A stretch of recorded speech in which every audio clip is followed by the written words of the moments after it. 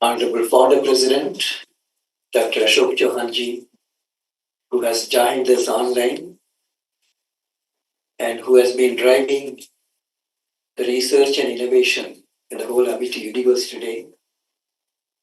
And he said he conveyed his greetings, best wishes to all of us, particularly to Jalman. Because the armed forces people are very close to us, particularly the founder president, who has built this Amity in service of soldiers, particularly, in addition to looking after the civilian development, humanity development. He has a soft corner for defense forces, so I'll mention about him when I show the presentation. But he has conveyed the greetings to all of us for the successful outcome. He was also reminiscing. In 2018, we started our interaction with the ADB, so he would also be connecting with those which we started in 2018 when General Shannon used to come here, General Vipin Rawat. We demonstrated some of our products, and so founder president himself was there at that time to witness all this. So he would share some thoughts with us. So how do we move forward? So our Chancellor, Dr. Atul Chauhan, is also he is the president of our foundation.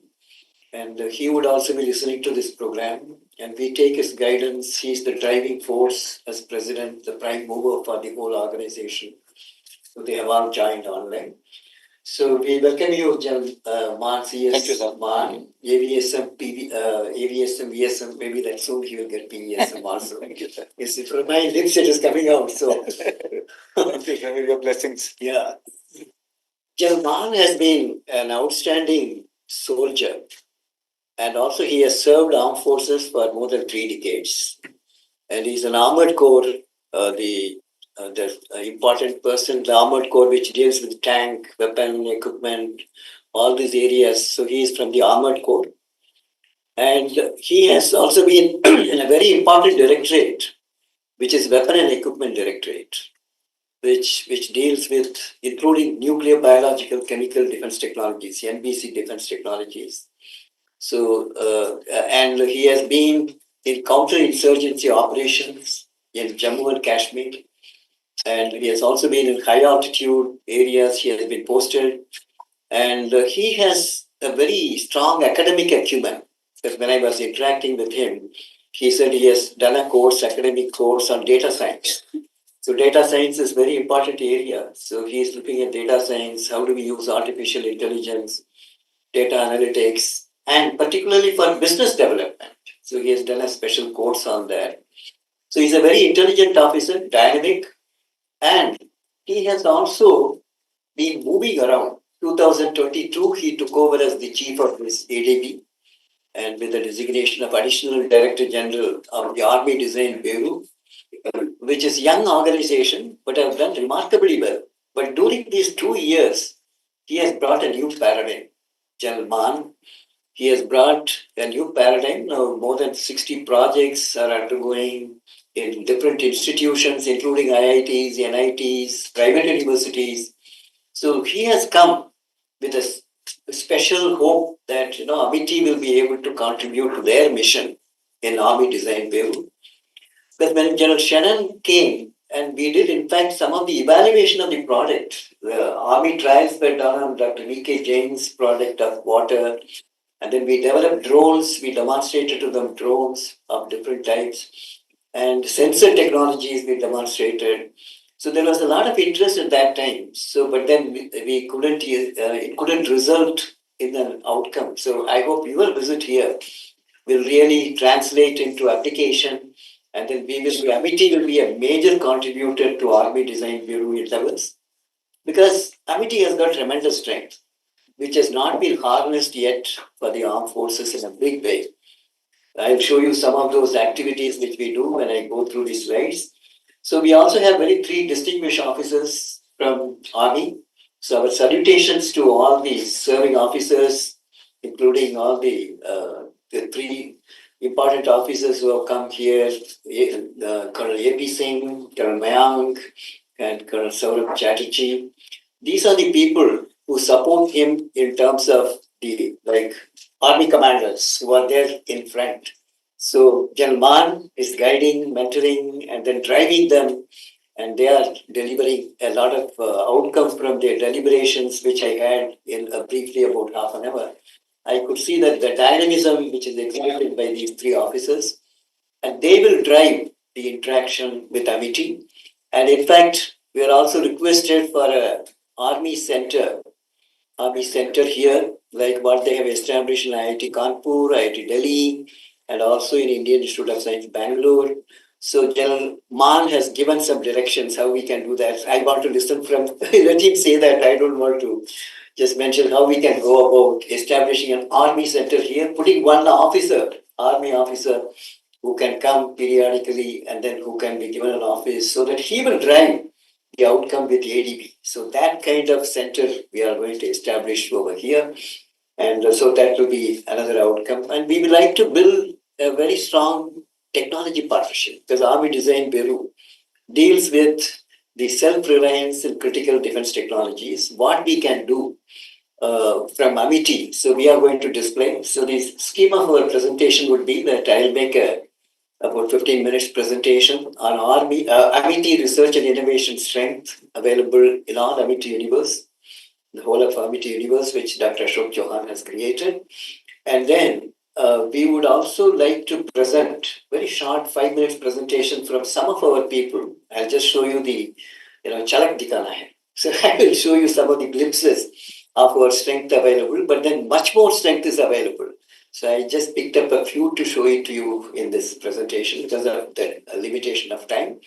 Then we would take you to selected facilities again, like AI Center of Excellence, then Dr. V.K. Jain Materials and Devices Lab, Space Science and Technology, and we will show them.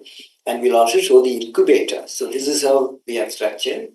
And I'm sure that you'll have a very fruitful interaction. So I welcome you all once again, and my salutation to your families as well. Because when you people serve in the poverty areas, making sacrifice, your families also make a lot of sacrifice. So my salutations to you and to your family. The service officers are special to Amit. So this is what I have seen from the time I have known Dr. Ashok Chauhanji. And he keeps service officers, Army, Navy, Air Force in his special place in his heart. So he's delighted to welcome you all. So on behalf of Founder President, on behalf of Chancellors, and also on behalf of all of us in Amity Group, Amity family, I extend the very warm welcome. Thank you, sir. So I'll just show you. Dr. Selvamurthy, here, Founder President. Welcome, sir. So I told you that 6 programs are going on, but I will attend your full program. Jalman, I'm so glad to have you here, so proud, so privileged, because I will say we should give a prize, multifaceted general. General Gadio, he's such a multifaceted for business development and all. I knew him from the early days also, but today when I heard from Silvamurthy, I am so proud and we should keep more contact with you. Today morning, I wrote to Dr. Silvamurthy when I heard today's program that I remember we had long back a contact with Defense Army Design Bureau, and Silvamurthy found out 2018 it was. So I think how much we were interested in this. And Dr. Silvamurthy, you reveal all my leadership principles. You rightly told I have very special regard for army officers. Chalkati be sitting extra flown from south, from the Wellington. And I think this today's program, Dr. Murthy, yes, I will follow with you every 4 weeks. From all those who are attending it, what happened? Because if we would have followed from 2018, today will be much ahead. But I think this is a priority case. And Jalman and the 2 colleagues generals, I really am proud of it. And I will listen the whole program. The others will be run parallelly, but I will attend it. Jalman and your both general colleagues, I am so grateful, so proud. And sir, you will see that we are your best partners. Because I have a bad habit where I do some partnership. If I'm not the best partner, like ISRO, we are told to Somnaji, we will be number 1 private partner because this is my bad habit. I don't want to be number 2. And sir, you guide us, you direct us, you advise us, and you will find that we are great partner. Thank you very much and welcome to all. Thank you, sir. Thank you. And thanks again for all the honor and respect given to us. And I can assure you that we are scouting for technologies. Right. And that's how today the things are quite different from what it was in 2018. Right. We have evolved new processes and all, and also our outlook, our approach is now quite different from that. Right. Having realized the importance of self-reliance and Atmanirbharta, Right. and how we need to be not only trailing the technology curve, now we are intending to be actually, at least if not, let's say, start leading. Of course, we can't start, we can't get onto it straight away, but at least try to get onto the technology curve. That's what our endeavor is, and we are working towards that.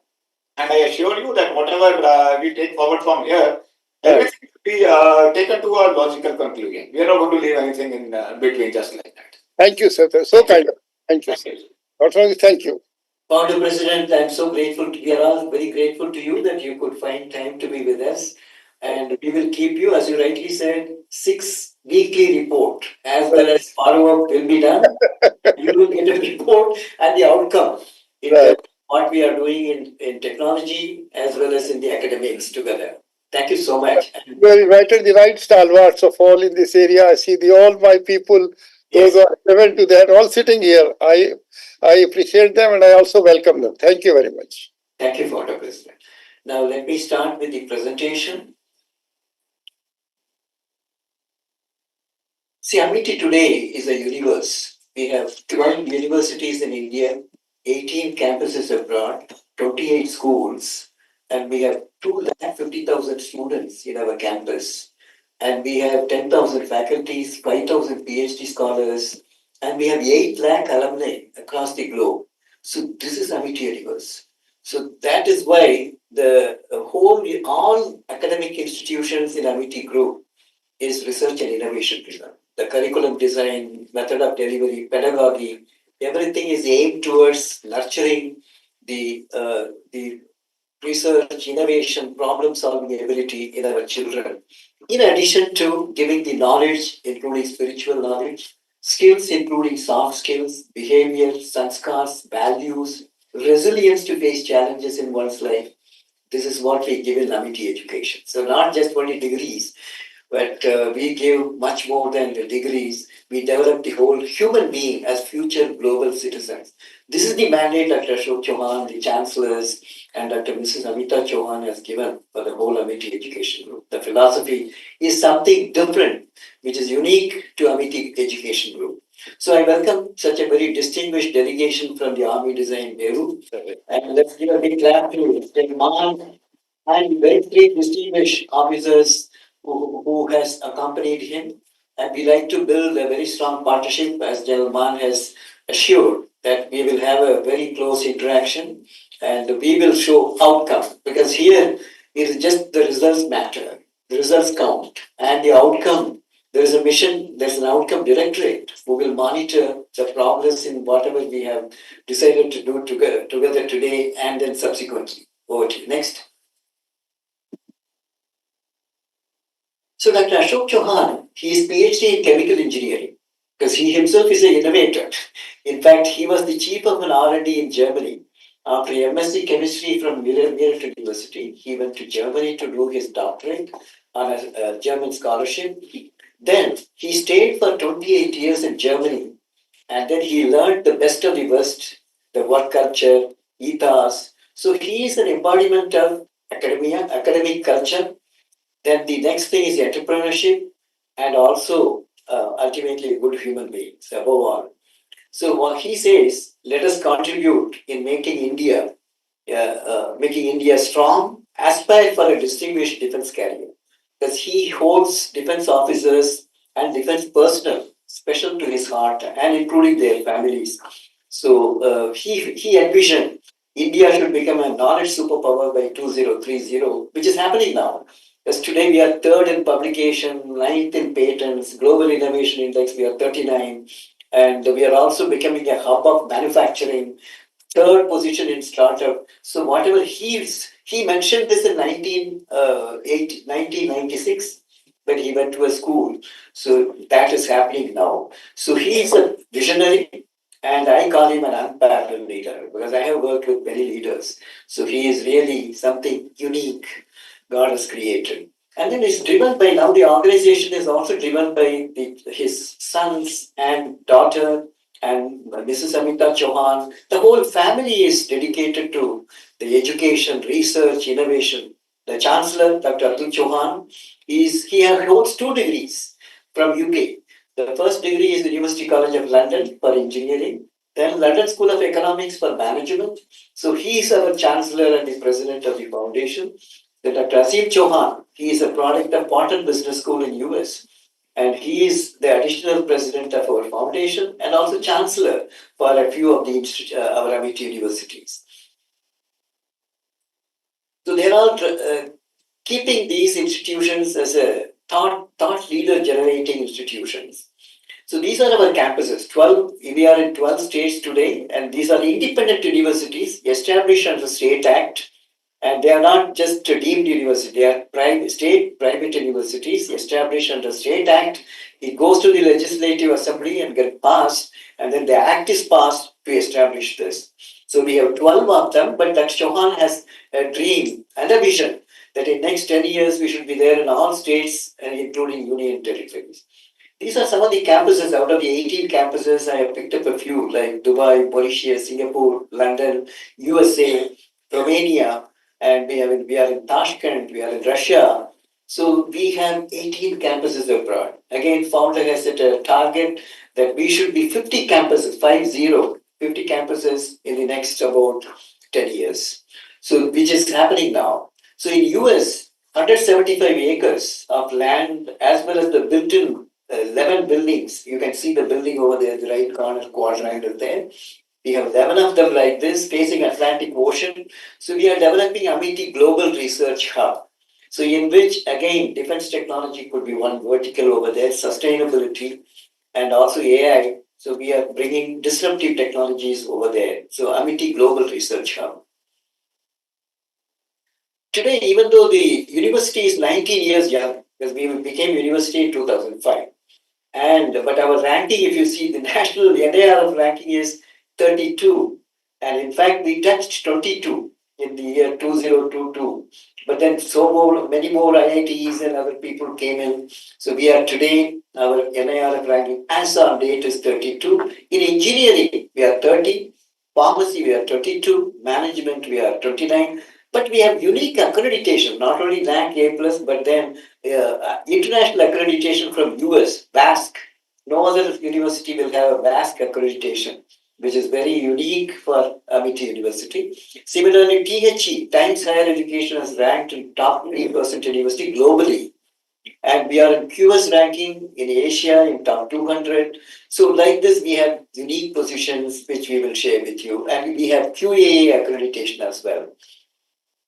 The Indian Intellectual Property Office of the Government of India has conferred the National Intellectual Property Award 2020 on Amity University for Top Indian Academic Institution for Patents and Commercialization, a reflection of Amity's commitment to research and innovation. Not only this, and this was received by, it was given by Mr. Piyush Goyal, the Minister of Commerce, and then it was also received by our Honorable Founder President Dr. Chauhan, you see here, and he received the award. And subsequently, Dr. Jitendra Singh, he also presented another academic India Defense Conclave. You might have seen also by the ET. And he was given the prestigious Academia Award for Patents, Commercialization, Research and Innovation. And the next was given by Dr. Mashilkar for the IP Award from CII. And then SIDM presented the Lifetime Achievement Award also. And then the Defense Conclave, then SIDM Champions Award was given to Dr. Our Shivani Verma and Prasad, and which was presented recently by the Defense Minister. We also had the AIS awarded, Amity International School was awarded the National Intellectual Property Award 2023, and the Lifetime Achievement Award to Dr. Ashok Chauhan was presented in the India Defense Conclave. And he couldn't come, so I received it on his behalf. There are about 300 UG, PG programs, but some of them relevant to defense. I have put advanced materials and technology. So if officers have to come here on deputation for doing their master's program, MTech program, there's a tremendous opportunity in these areas. So I have highlighted in red color advanced materials and technology, aerospace engineering, applied science, which include physics, chemistry, mathematics, artificial intelligence. We have a separate program. Computer science, IT, design. We have a separate Institute of Design. Defense technology, Amit Institute of Defense Technology. We have 7 verticals, which I'll show you. Defense and strategic studies, and also engineering and technology. We have all branches of engineering, forensic science, geoinformatics and remote sensing, which has so much application in defense, and nanotechnology, nuclear science and technology, space science and technology. These are directly relevant to service officers. So if they have to come here for any of the master's program, and we will be able to also give a special focus for the defense-oriented programs.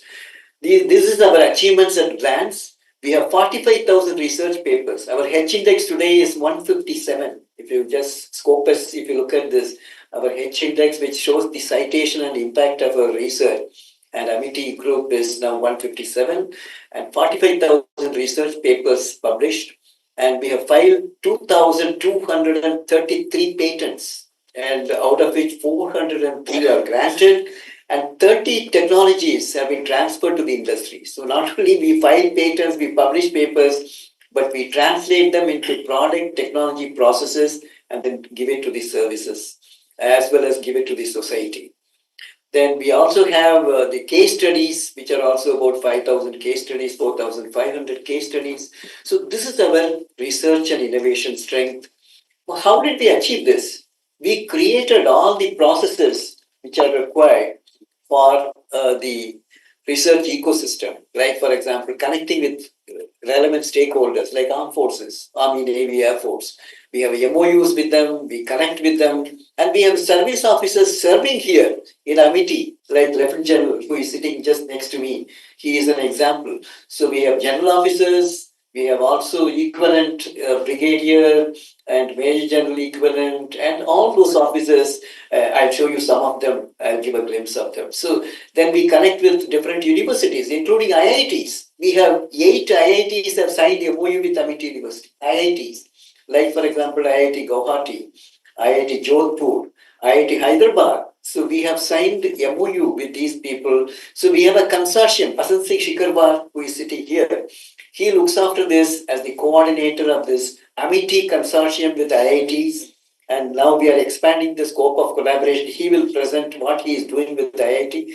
In fact, a big project has been given with IIT Delhi and Amity together, 2.5 crore project to develop, when you test the bulletproof jackets, how do you develop a system which will be simulating the human system? Because if you just put a barrier, it's not a human. Viscoelasticity is not taken care of.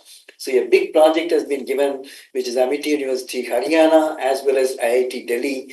This was given by the TBR. So we have an MOU with TBR, MOU with SSPL, MOU with DIHAR, and MOU with NMR, Naval Material Research Laboratory.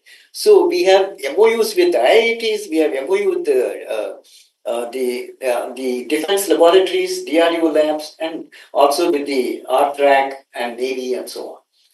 So we connect with the stakeholders. Then we establish an IPR protection cell. That's what you have 2,233 patents have been filed. And then we have established a Directorate of Innovation and Technology Transfer.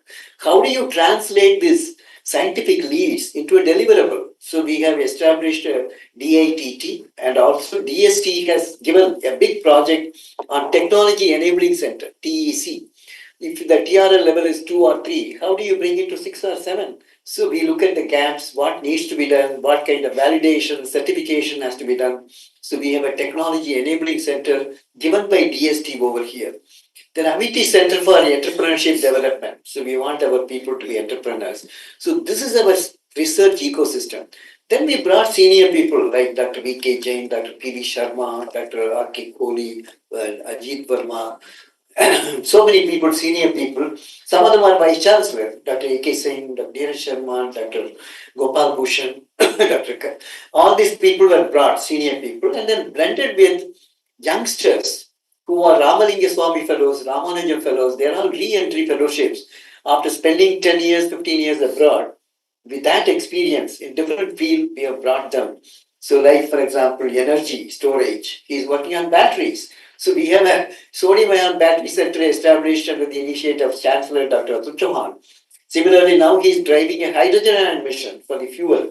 So such people are driving such niche areas and emerging technologies, like we have in protein kinase and purification, chemical biology, and like this nanomaterials, we have biosensors, then biomaterials, drug delivery, and so on. So I have just picked up a few to show. So there are 45 of these the prestigious fellowship holders who are here. Then we have service officers, like I have put General Cadio, who was the commandant of the Wellington Staff College, Defense Services Staff College, Wellington. And similarly, one of the vice chancellors is now pro chancellor. Is Lieutenant General B.K. Sharma, who was in MCT Mall, as well as then he went to Hyderabad. And he is vice chancellor for almost more than 10 years in Amity University, Gwalior. Then he also looked after Amity University, Mumbai. Now he is pro chancellor. So we employ people in different capacities in academics, technology development, the defense and strategic studies. So we have so many. I have picked up General Dull is here in Amity University, Haryana. We have Admiral Alok Bhatnagar is here. And like this, we have Admiral Group Captain Kapil Shukla. We have Air Commodore D.K. Singh. So many service officers. So Chauhan feels service officers are so disciplined and they come with a rich knowledge, wisdom. So we harness that potential in different domains, including academics. There are so many people teaching. Actually, the registrar today in this campus is a Colonel Kapoor. Colonel R.K. Kapoor is a registrar. So like this, we harness the potentials depending on the strength available. So service officers are there in all our campuses, including service personnel. Yes. Yeah, it's General JPC. JPC. Air Defense. Achha, okay. AD, General JPC. Okay, after administration. So then, besides the core faculties and also the service officers and other faculties, we also have connect with the other of the wealth of knowledge, experience, wisdom available outside Amity Group by giving honorary professors, adjunct professors. So we have more than 300 of them from like Stanford. We have Amity University, University of Cambridge. We have Brown University. And all these campuses, these we connect with them. University of Cambridge, University of Singapore, Toronto, University of Toronto, and Cornell. So I have just picked up a few of them. So we have an MOU with them and also connect with them because they are honorary professors or adjunct professors or honorary doctorate we have given to them. So they come here whenever they are in this area, come and spend a couple of days with us, or we virtually connect with them. Some of them become co-supervisors for our PhDs, so we strongly connect with them. Then we also have, after bringing people, you need infrastructure. So we created the right kind of infrastructure. I'll give a little glimpse because you may not be able to show. We have Central Instrumentation Research Facility, and some of them I have put here. And so you'll just see the glimpse. Our laboratories look beautiful like this. And so that it's a pleasure for people to work in these labs. And also we have the fax machine, we have the scanning electron microscope, we have the atomic absorption spectrophotometer, and all that what you require, HPLCs and engineering. If you look at the R&D engineering, these are some of the labs, high-speed cameras and also drone facilities, and you see some of them right in the laboratory like this. So we have wonderful labs, not only in the life sciences, but also in engineering and applied sciences domain. Then that Chauhan created missions to drive the whole system. Having brought the people, created the infrastructure, how do you energize, give the power to drive? So he created 3 important missions I have taken from here. Mission Connect. So he feels the synergy is important. You have to connect with people outside, connect within, connect outside. So mission connect.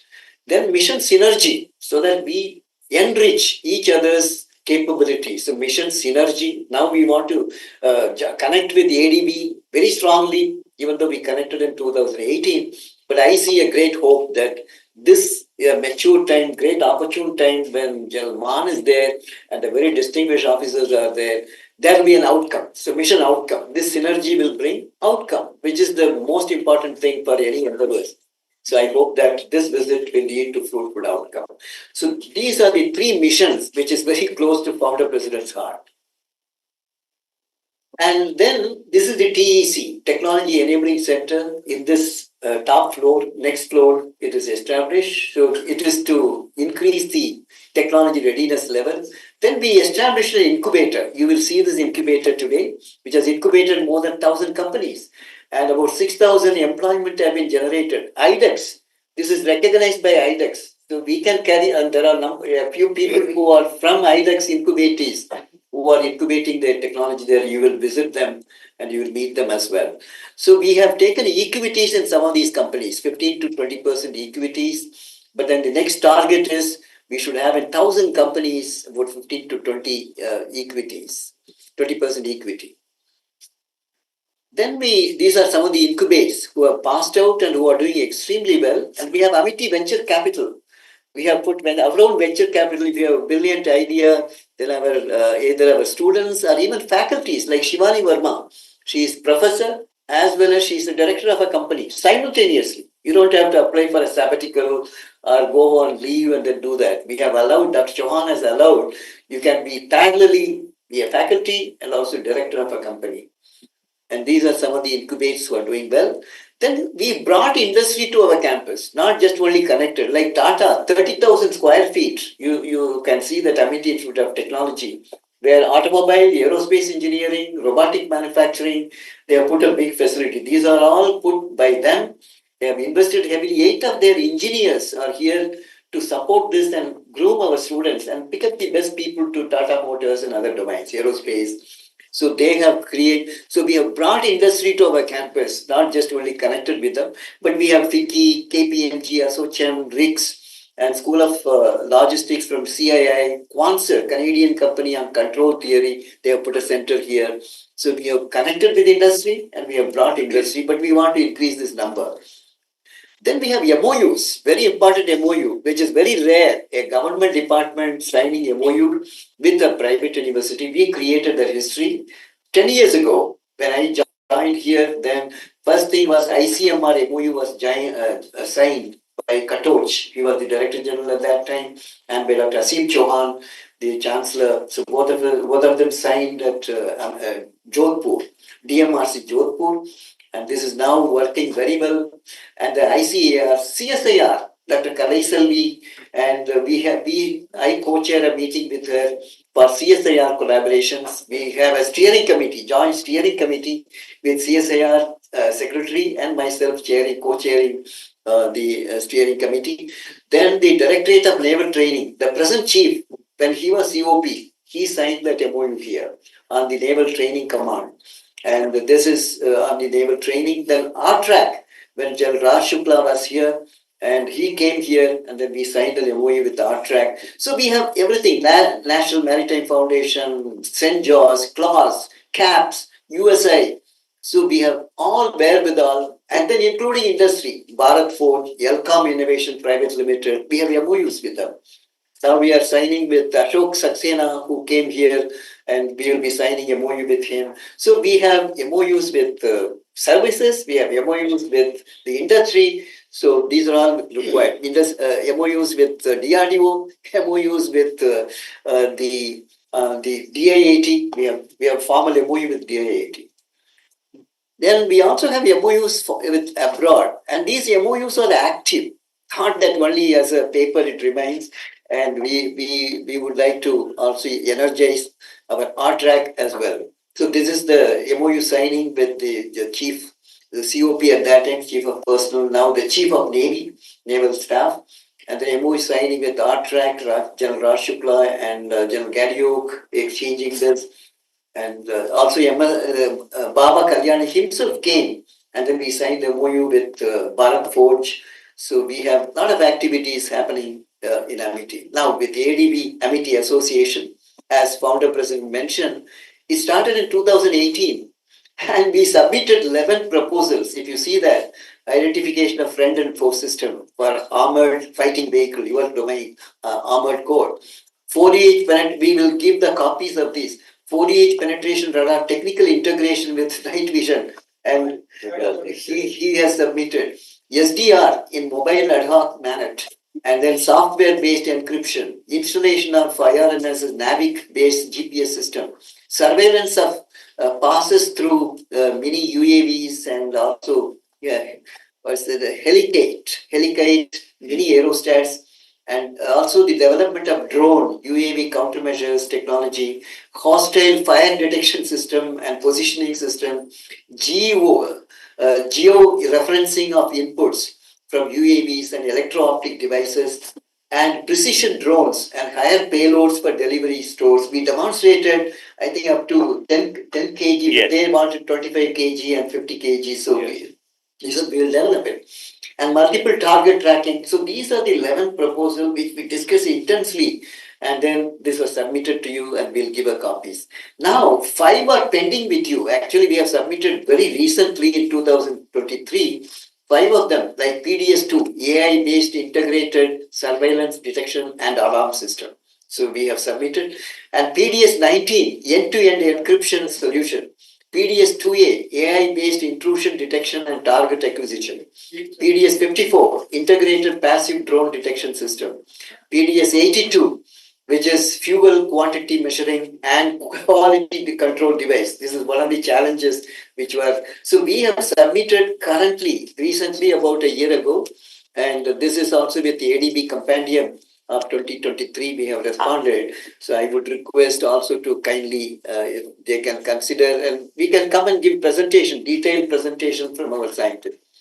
So the Amity is in service of soldiers. We do a lot. Besides the defense technologies, we have Amity Indian Military College. We have Amity Indian Military Education Society we have established. Dr. Chauhan has established Amity Indian Military Education Society. And Amity Indian Military College, Amity Cadet Corps, like NCC, we have ACC. Amity Green Horns Military Training is being given. Amity SSB Academy to groom for the Army, Navy, Air Force in SSB academies. Amity Institute of Defense and Strategic Studies, which DG is sitting here next to me, General Gadio. Amity Institute of Education and Training. Amity Military Training Camp. All our students, 1 week compulsorily they have to undergo a military training. They have a camp in Amity University, Haryana, and they go through like a military life. So that the prestige of uniform. And we have given more than 500 officers to Army, Navy, Air Force through these. And then we also Amity Institute of Training and Development, Amity Institute of Defense Technology. In Amity Institute of Defense Technology, Dr. Neeraj Kumar, he is Dr. Neeraj Kumar, and he is the additional director now. And would you like to just briefly just give him the mic and mention about this? How many students have passed out, and then where are they? If you can just give what are the programs you are running, just 2 minutes, Dr. Neeraj. Thank you, sir. We had started 2021 in association with DRDO. DRDO has given the syllabus and AICTE, both where we have given the syllabus. We joined them and we started the course in 2021.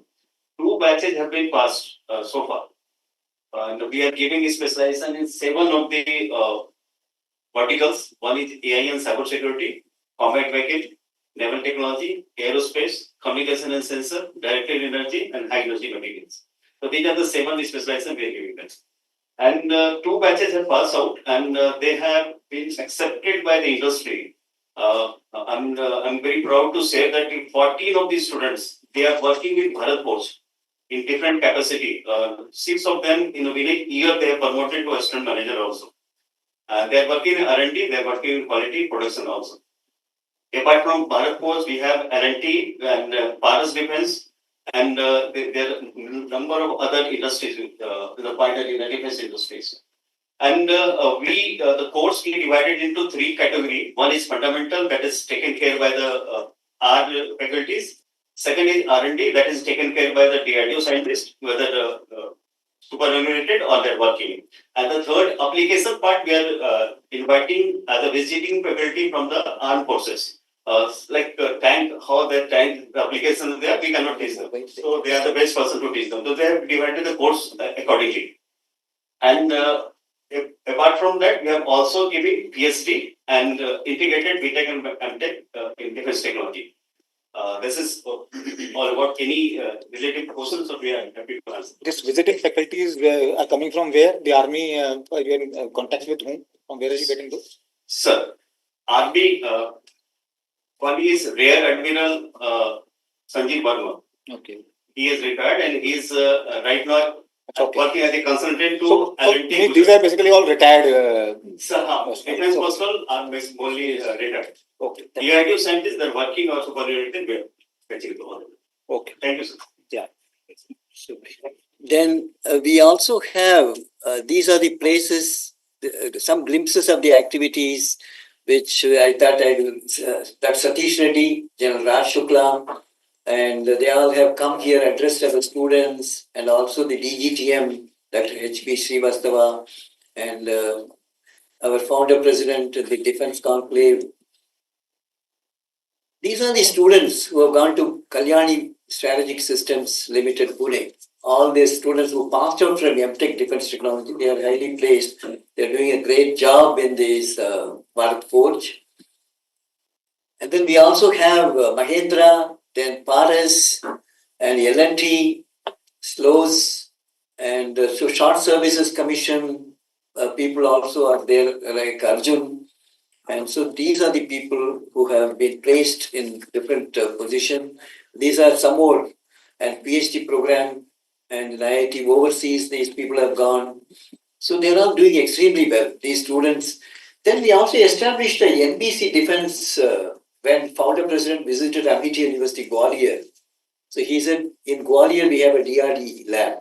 So why not we establish a CBRN mitigation center here? So that the preparedness, response, and also the rescue team, how do we prepare them? So we have established a CBRN mitigation center, which is doing capacity building for the NDRF and others. And then the areas of expertise, data science, which is your area where you have done on business development, nanotechnology, robotics, astrobiology, cybersecurity, space science, spintronic materials for memory storage, artificial intelligence, photonics and optoelectronics, materials, advanced materials, sensors, propulsion. These are some of the areas vertical we develop.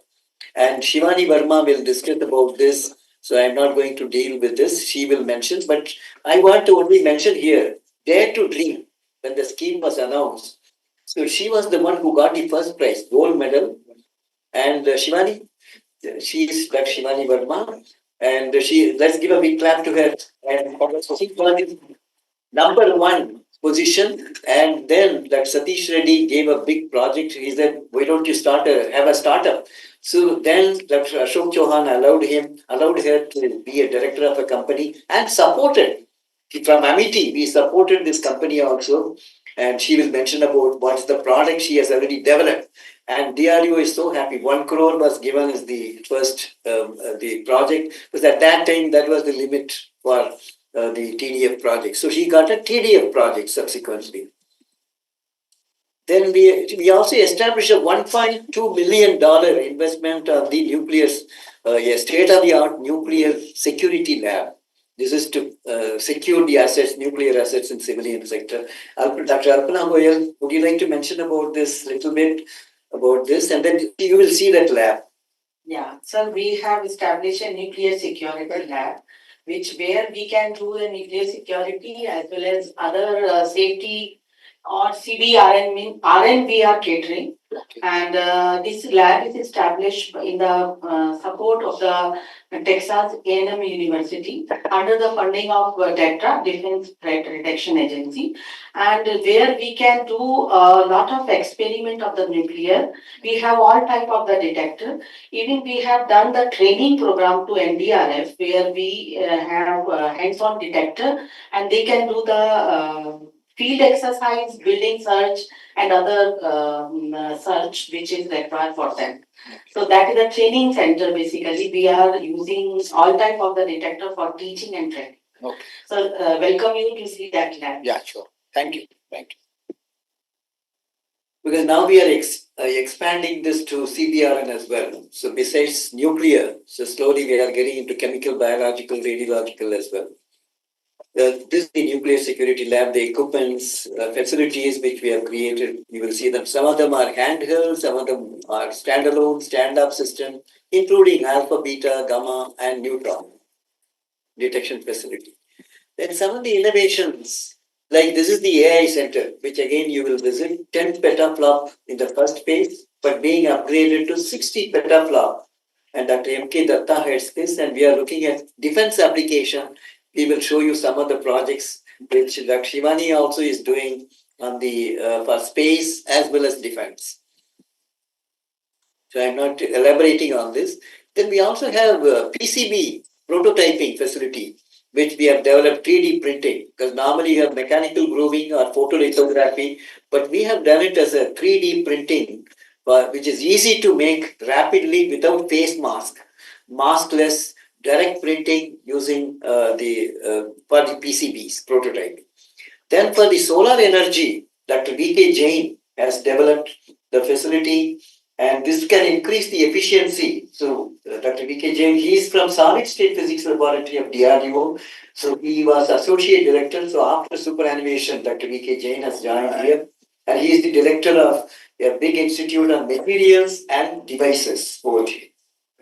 Actually, I have spent more than 30 years in the RDO, so always whatever we are doing here, at the background it is defense.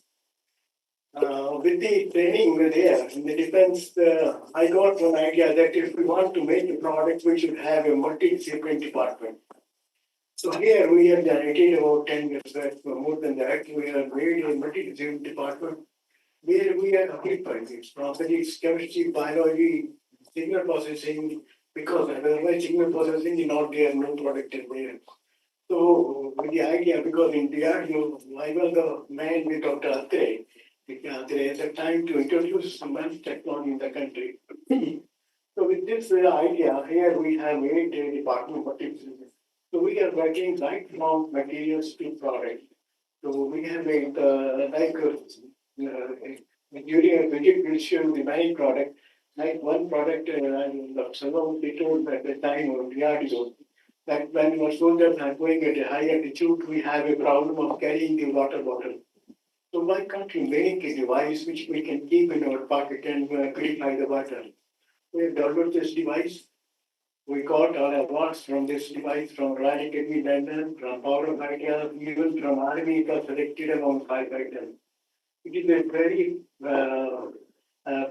small device you can keep in your pocket, you can use 1,000 times. So this is a nanotechnology device.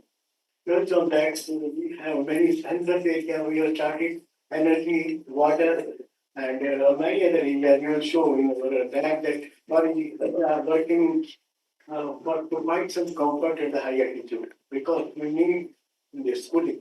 So We'll show you. We'll show you that. So that we'll show. We'll show you that.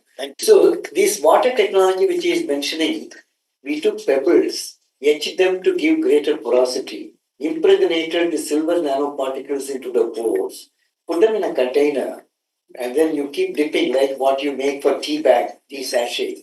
And you keep dipping it for 10 minutes and then, not 10 minutes, 2 minutes. That's the minimum retention time for silver nanoparticles to kill the microbes in the, like E. coli and other contamination. We showed this to General Rawat. Yeah, then General Rawat was very happy. He ordered the trials. We can send the trial report also.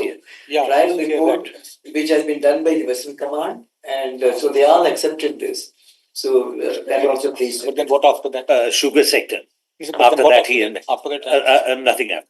Actually, it please says share that that report with they us. can buy it from their own army commander's powers. So that is how we stopped there. We recommended that. Now you please share that with us. Right, right. So this is the POC device for conducting the polymer nanocomposites, and then also handheld selective detection of explosives. This was also developed by Amity Institute of Applied Science for detection of explosive, and this is what he was mentioning. Why don't you? This is from how far? Explosive detection. We have a problem, so we don't have electricity or don't have any source. So we have developed some material which can be heated by. General Kumar is asking one question. Yeah. My question was about that explosive detection. Yeah. That is possible from how much of range? How Anup much? Shukla? Yeah. Yeah, please keep seated. Yes, actually, I have our research group already developed DNP sensors and DNP sensors, which is and we have sensing. We have actually done carry the sensors for vapor sensor. So we generated the vapor from the OVD, all stone vapor generator. That provides the insights and consent vapors in range or medium, whatever it is. So we have developed 2 sensors till now. So, And means practically it has to be almost next Close. to it. yes, yes. Only then you'll be able to detect. Not from a little far off distance. Okay. Okay. Thank you. So it's not standalone or stand up, it is actually point up, close to the source. Maybe close small room they can insist. Yes. I can reply this thing. We are looking for something which can give us a standoff distance. You can detect from a standoff distance. That's actually a challenge. At See, present. what you can put is a suction pump, which can suck the air. And Actually, sir, I worked on that, the swipe the explosives or provide the vapors. If distance will increase, so the area will increase. So the vapor will spread out. Yeah. So that's the range will be different. Sensitivity. If we are going in ppb range or 0.1 ppb or less than 0.1 ppb, so then we are trying to closer to the sensor. So that's Okay, can I But even The intent is that if someone is, like say all these, say there's suicide bombers and all that. yes, So if the guy, somebody is carrying. with that, you should be able to detect it actually from far off and make out that. It should be a When standalone. you do that physical, this thing, then yes, of course. But by then, when we do physical, then yes. But then by then, you might have done the damage. Exactly. okay, sir, TNT, the saturated vapor pressure is 9 ppm. And we have done the experiments and I understand the technological challenge in that. That's why I'm giving that challenge. You have to look at it. So please look at from a distance, at least 2 meters, 3 meters. You'll be able. And you have to start with that, at least that much of distance. Yes, Ideally, we would Long distance. even little longer. Yes, yes. yeah, definitely, sir. No, I will like, we have made many sensors, and I will show you the map. It depends upon how much vapor pressure is there. Correct. So distance depends upon the flow of air. So we have made some devices like we have made a sensor in a syringe. Suppose that in one place you just want to see whether this has it. If you have a doctor sensor inside, circuit is inside, you take it, it will tell you. Yeah, then yes. That we have. I think General Man's requirement is very crisp and very clear. Yes. Whatsoever you have done is wonderful, but he wants that I want to detect the explosives from distance, and I think it's almost on us that how we upgrade our system to cater to their needs. That's all. Absolutely. Okay. Good. So the cubicle in Singapore is rare. The moment you get inside the cubicle for detection at the airport, if you got explosives, you'll explode. That is exactly good. I recently come across a Chinese student who are guiding for something else. There is a process in developing that with a new green laser, you can simulate the explosive. Yeah. See, the question is from a distance, you can only sense nuclear explosion. Because they have, it's all, they have the radiation coming out which can be detected from a distance. But if you are talking about normal, dirty bombs and other thing chemical, it's a loose chemical. It does not radiate anything. Neither no spectrum is radiating. So one of the methods Chinese are doing, it happens to be under me, so I'm just telling you, is scintillate it and try and read it. I will come back to you with a solution when I get. Sure, sir.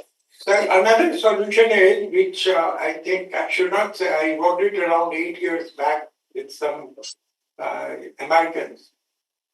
most of the time the explosives are put in a certain type of configuration in a box packaging.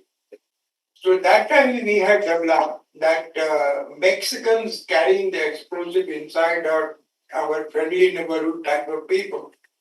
So they carry it in a specific type of package. So from image processing, suppose we detect the package, can we at least warn the people? That's one of the techniques which is possible. If required, I can dug up the algorithm and say. The other technology could be, no, other technology, LIDAR, the radar for clouds. But if you have Raman spectroscopy, so then you can also use the Lastec has developed. Raman mein fir again, remote sensing would be a problem with Raman spectroscopy. Yeah, to some extent. Yeah. So we should find this. Right. Thermal imaging. Right, IR sensor. Right. But then there's a challenge given. Let us start working on this. This is the one which he was telling for soldiers to prevent frostbite. So he has developed a phase change material by which you will be able to heat the extremities, particularly the gloves, and so that it doesn't occur. And then LPG gas sensor he has developed. So I just was telling that it was a big challenge to how to produce heat there because there no electricity is there. So we have developed a material. You just concentrate your solar energy. Within few seconds, we are getting heating there. It's just like you are resonating with the microwave. So we are resonating this material with the frequency of light and it is given. So we have made a continuous hot water flow, glow heating. It can be, we have made a lab model, but with the support of like some industry or with the others, we can make a real model. It will work because we are using only solar light. No. So these are the things which we can take as a lead. And also the head cooling for the desert operations. He has developed a helmet with head cooling. So you already done that? Yes. You can show that head cooling also. Yeah, not all the heating. We have also gone to the cooling of that. Suppose a person is traveling on two-wheeler or in the industry or a high altitude in a helmet, you just... Or desert operation. Specific deserts. Yeah. So In fact, why I asked that is because just yesterday, day before, only I received a proposal from one of the students of a similar thing that they can develop this kind of thing. That's why I was asking whether you are ready. That is a good material. Very fast to keep the temperature 37 degrees for 2 hours. Okay. When it is melted, you keep inside of it to come back. So we are made for helmet, but we can make for jacket or anything. We can make. This is the phase change material. Okay. Actually, head cooling can also be done with good leadership. That's like, I just wanted to tell you, Sir. I, of course, got a call from General Bipin Rawat and he told me, he said, sir, we just had an avalanche. I won't mention the place. So he said, sir, anything, Amity? So I told him, I said, not now, we'll work on it. He wanted to know if Amity has developed anything by which you can trace the bodies of the soldiers. Yes. The depth. So at that time, I said the only person I can refer to is Dr. Selvamuthi. But I told him, I said straight away, without informing the Ministry of Defense, I said, Chief, what you can do is you can rush the St. Bernard dogs. So we lifted about 15 St. Bernard dogs from Delhi and we managed to get 18 bodies out. Okay. So what I want to tell you, that's another area where actually we get work. So now, Detection Basant, of- can you talk on this hot water heat exchanger, heating water by solar energy for the high altitude to hot water at night? So, sir, basically, whole idea is this: we have to be supply the hot water in high altitude. Especially, you know that the most of the water at the surface they are converted in ice. So, how can we maintain a hot water? So, we use the solar energy, where we use the inox coating. The properties of this inox coating, it is a very good observer but less emitter. Generally, this material. So, we have to be a take the water and we have to be a fill up the PCM. And also the water is passing through the inox coating where they take the heat from the solar energy and maintain the water like a 25 degrees centigrade for 8 hours. Like suppose there is a sun, whole the day they have to observe the energy like a more than 85 megajoule and it maintain a 800 liter water temperature at 25 degrees Celsius. So this water may be a very useful for a 4-5 persons to maintain like this. So this is one innovative thing. Okay. This also, which stage is it? There is already a prototype in there. This is a prototype, yes. You So can actually all- see this prototype box. Maybe if you are not having time today, but please come another day, particularly. Very good. You can sit with them, understand what is the maturity level, what needs to be done more Yes. to operationalize it. Yeah, thank you, Basar. Now, this is from the IR sensor, again from Applied Science, Anup Shukla. He is a top 2% scientist. There are about 50 of these, our faculties are in top 2%. So he is one of them. Good morning, sir, and thank you so much for the opportunity. So I basically work on piezoelectric and pyroelectric ceramic materials and devices. So recently, I have completed 2 research projects. One with the DST for the material for IR detection, particularly for the intruder detection. So we have developed material successfully and found it is useful for the intruder detection around 10 micron. Along with that, we have got another project from DMRL Hyderabad, and they wanted to develop the piezoelectric ceramic material from them. So we have just completed that project with the DMRL. It was just supported by ADB. The next work which we have taken, because I was discussing with the CPH people, so together with CPH and SSPL, we are trying to develop a sensor for fire detection and suppression system. So this sensor is currently being imported and it is utilizing a single crystal based material. So we want to make the materials indigenously, an entire system from scratch. We are trying to develop it indigenously so that the country did not to spend huge amount of money on importing these devices. So the project has been sanctioned to us and we are just waiting for the funds. So material we have already worked out. We have decided the composition. In next 2 years, we will be able to develop the prototype and deliver to CIFRIs for further testing and analysis. So this sensor of fire detection, Yes, sir.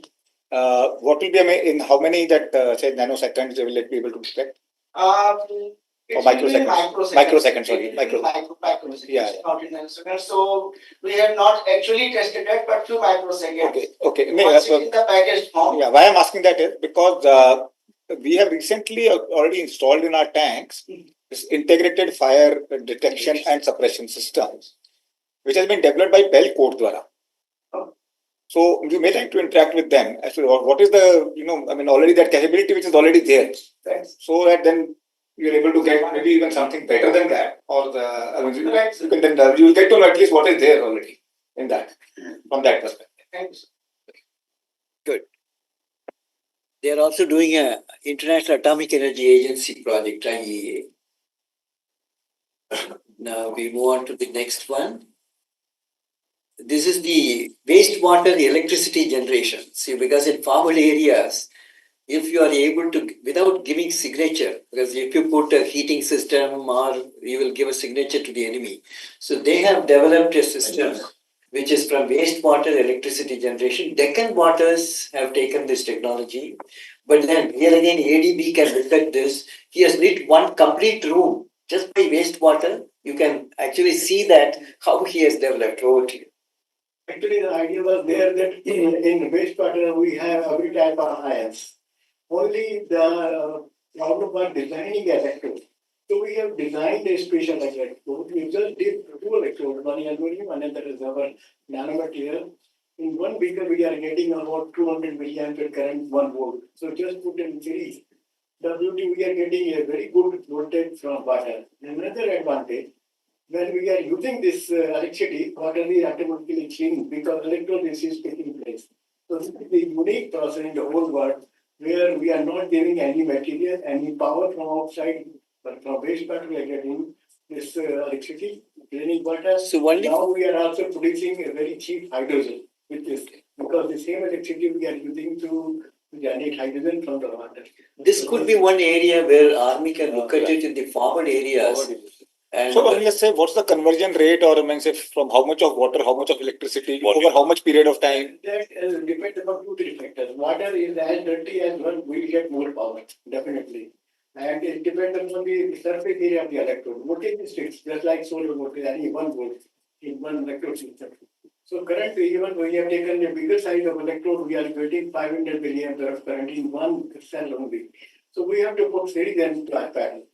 So that's Okay. We'll see more details. You will see the demonstration. The whole room is lit, so that in the bunkers, in the high altitude areas, or in the desert, forward areas, instead of using your generators, you can use this system so that you can put all that you need to keep replacing the water, and occasionally you have to clean the electrodes where the deposits come in. So that's all. He will demonstrate that today to you. Another one more important information which is not included in this, I just want to give, my colleague was giving. My expertise was also in night vision systems. When I was in DRDO, not we are doing with the thermal images. Yes. So that was not there. But here recently, we have made a new technology, silicon nanowires on chip, and making a junction. So seeing this thing, DRDO, solid state physics laboratory, they have given a project to us that why we should not go thermal imager of this new technology. Math technology is okay, but this technology is initial because in the next 3, 4, 5 years it will come on silicon. We'll demonstrate you. We'll have this working here. Okay, sir. So this is the water technology which I showed, which he will again demonstrate when underwent trials. This is a small system which you have a container, you just put it inside, more than 1,000 times you can use it. And so this, I will leave it, gas sensor. And we have a space science technology. And Shivani, would you like to mention anything on this? We have a ground station. Just give the mic. And also CubeSat. Okay, so we are having a satellite ground station in Dubai. It's a well-established center where we are receiving the data.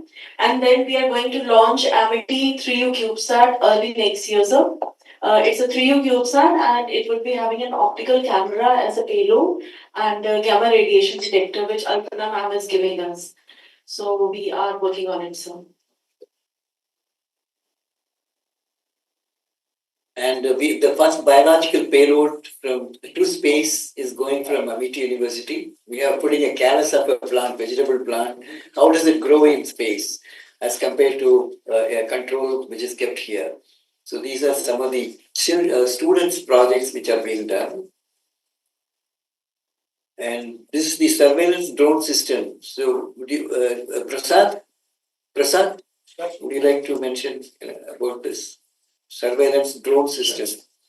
We have developed a number of systems in this. One of the first attempts was to design a drone system dedicated to surveillance. So two problems came. One in the plains of, say, Rajasthan, where the temperature gradient is drowning. Another was for the higher altitude. So we suggested two designs for the high altitude fixed beam plains. And for the normal here in Rajasthan, we had a temperature controller with rotors. And one of the important part was that we are using now IRNSS, our own GPS the system, instead of using the earlier GPS of this.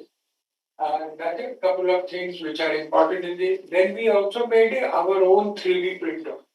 On the left-hand side, what you are seeing, sir, this is the one more thing came up that can be designed a small underwater vehicle. I will show you a model in our lab, sir. Okay. The aim was not to go 100 meters, but to study what are the design factors. Based on that, we are now waiting for a TDA project of remotely operated vehicle and detection of the mine subsequently.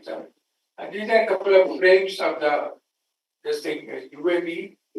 We can go in for, in fact, we have, when Dr. Shivani presents, sir, we have designed a low-cost drone detection system.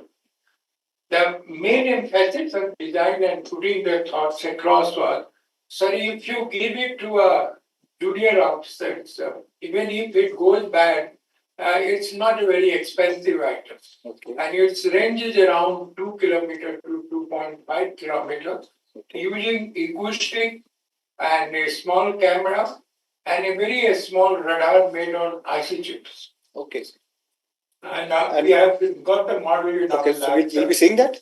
Yes, sir. Chalo, ठीक है, good. So, We'll see that. The first lab you visiting will be his lab. Aim was that its cost should be very less. So, Please, sir. thank you. Now, Amity has design capability. We have a Center for Design, Fabrication, Research and Development, Testing and Certification, and Ideation to Commercialization, which you have seen 30 technologies have been transferred. This is the last but one slide, where Dr. Chauhan, he drives the research and innovation. I quote, I can say with pride that my scientists, my researchers move with this confidence that they will do wonders and will add to the growth of the nation, and this will help making India not only a knowledge superpower, but also a general superpower. But I want to end with our Honorable Prime Minister, who is now driving the Atmanirbhar Bharat, in Viksit Bharat. So where he has put a ban on the import of 300 to 500 defense products. Now we are all success by compulsion. We need to develop it in-house. So all of us have to really gear up what we can do together with the ADB. If we can see what is the capability, strength available, if we put that, we can make a tremendous contribution to Atmanirbhar Bharat. That's what we are looking for in this interaction. Now, may I now request Shivani to make, they wanted specially a presentation on the, so if you can quickly show that. So, can you show the program? What is the next one?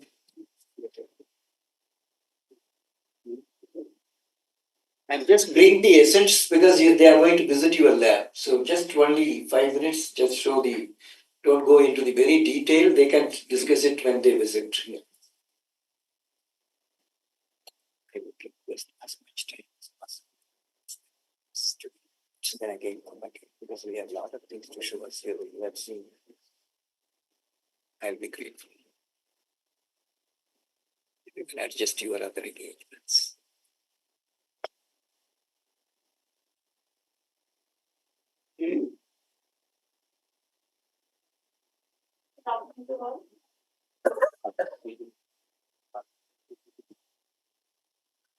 I think you give the hand mic so that she can do mobile less.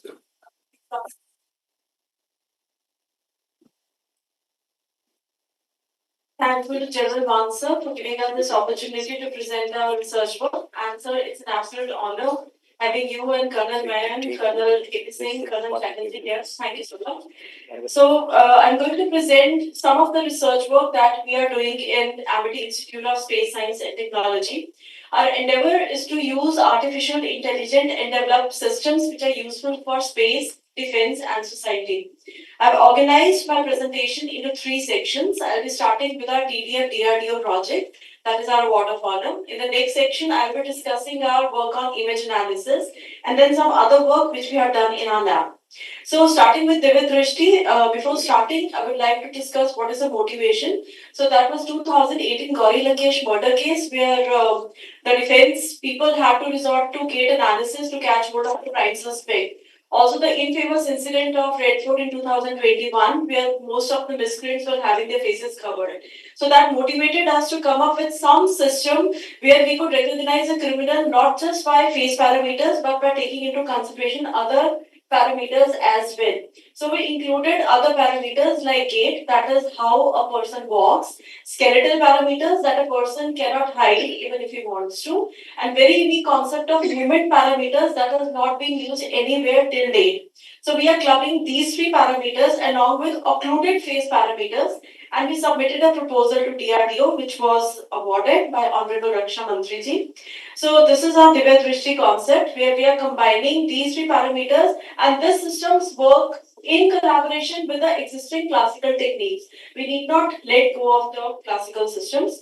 The very innovative features of our system is that we don't need any sophisticated 3D cameras for Divya Drishti. Normal street cameras, 2D cameras are sufficient. We just need a short video or 2 to 3 images, and we build our data set on our own, which gives us a very good accuracy. Another feature is even if the face is covered up till here, like only the eye part is visible, still we can recognize with a good accuracy because obviously we are considering other parameters as well. And our system works in dark as well.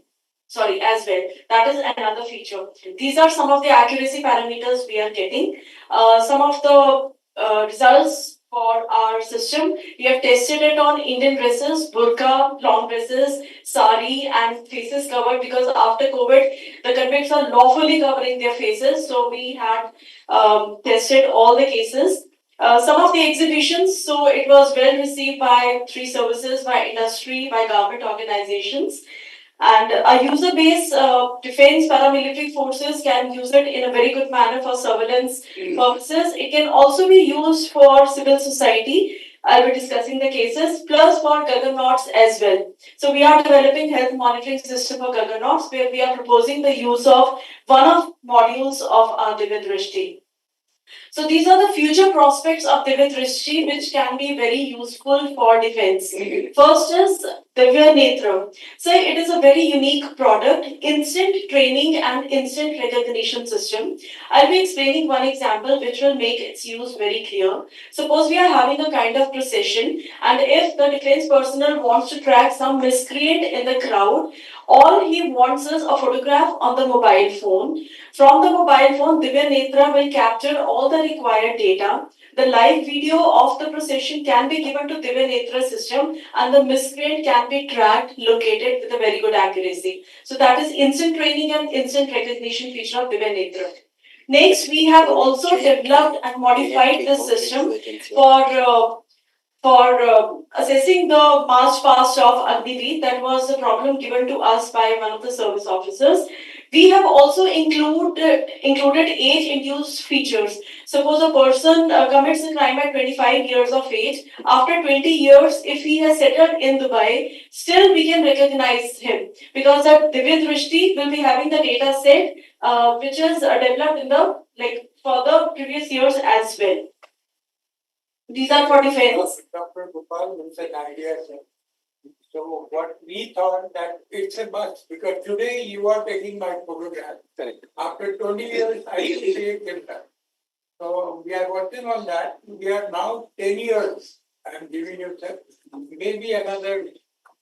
Okay, Shivani, finish. There was a requirement from the NCRB, National Crime Records Bureau. They have a problem with kidnapped children at the age of 5 years. Okay. And they get some lead after 15 years. So there is age difference and different attributes. So for that, we are done. Okay. Next, we move on to section 2, that is our work on image analysis. These are the challenges that we work on for image processing. This is our work on SAR image detection. This problem was given to us by Care Bangalore. So this is detection of dark vessels in Indian Ocean.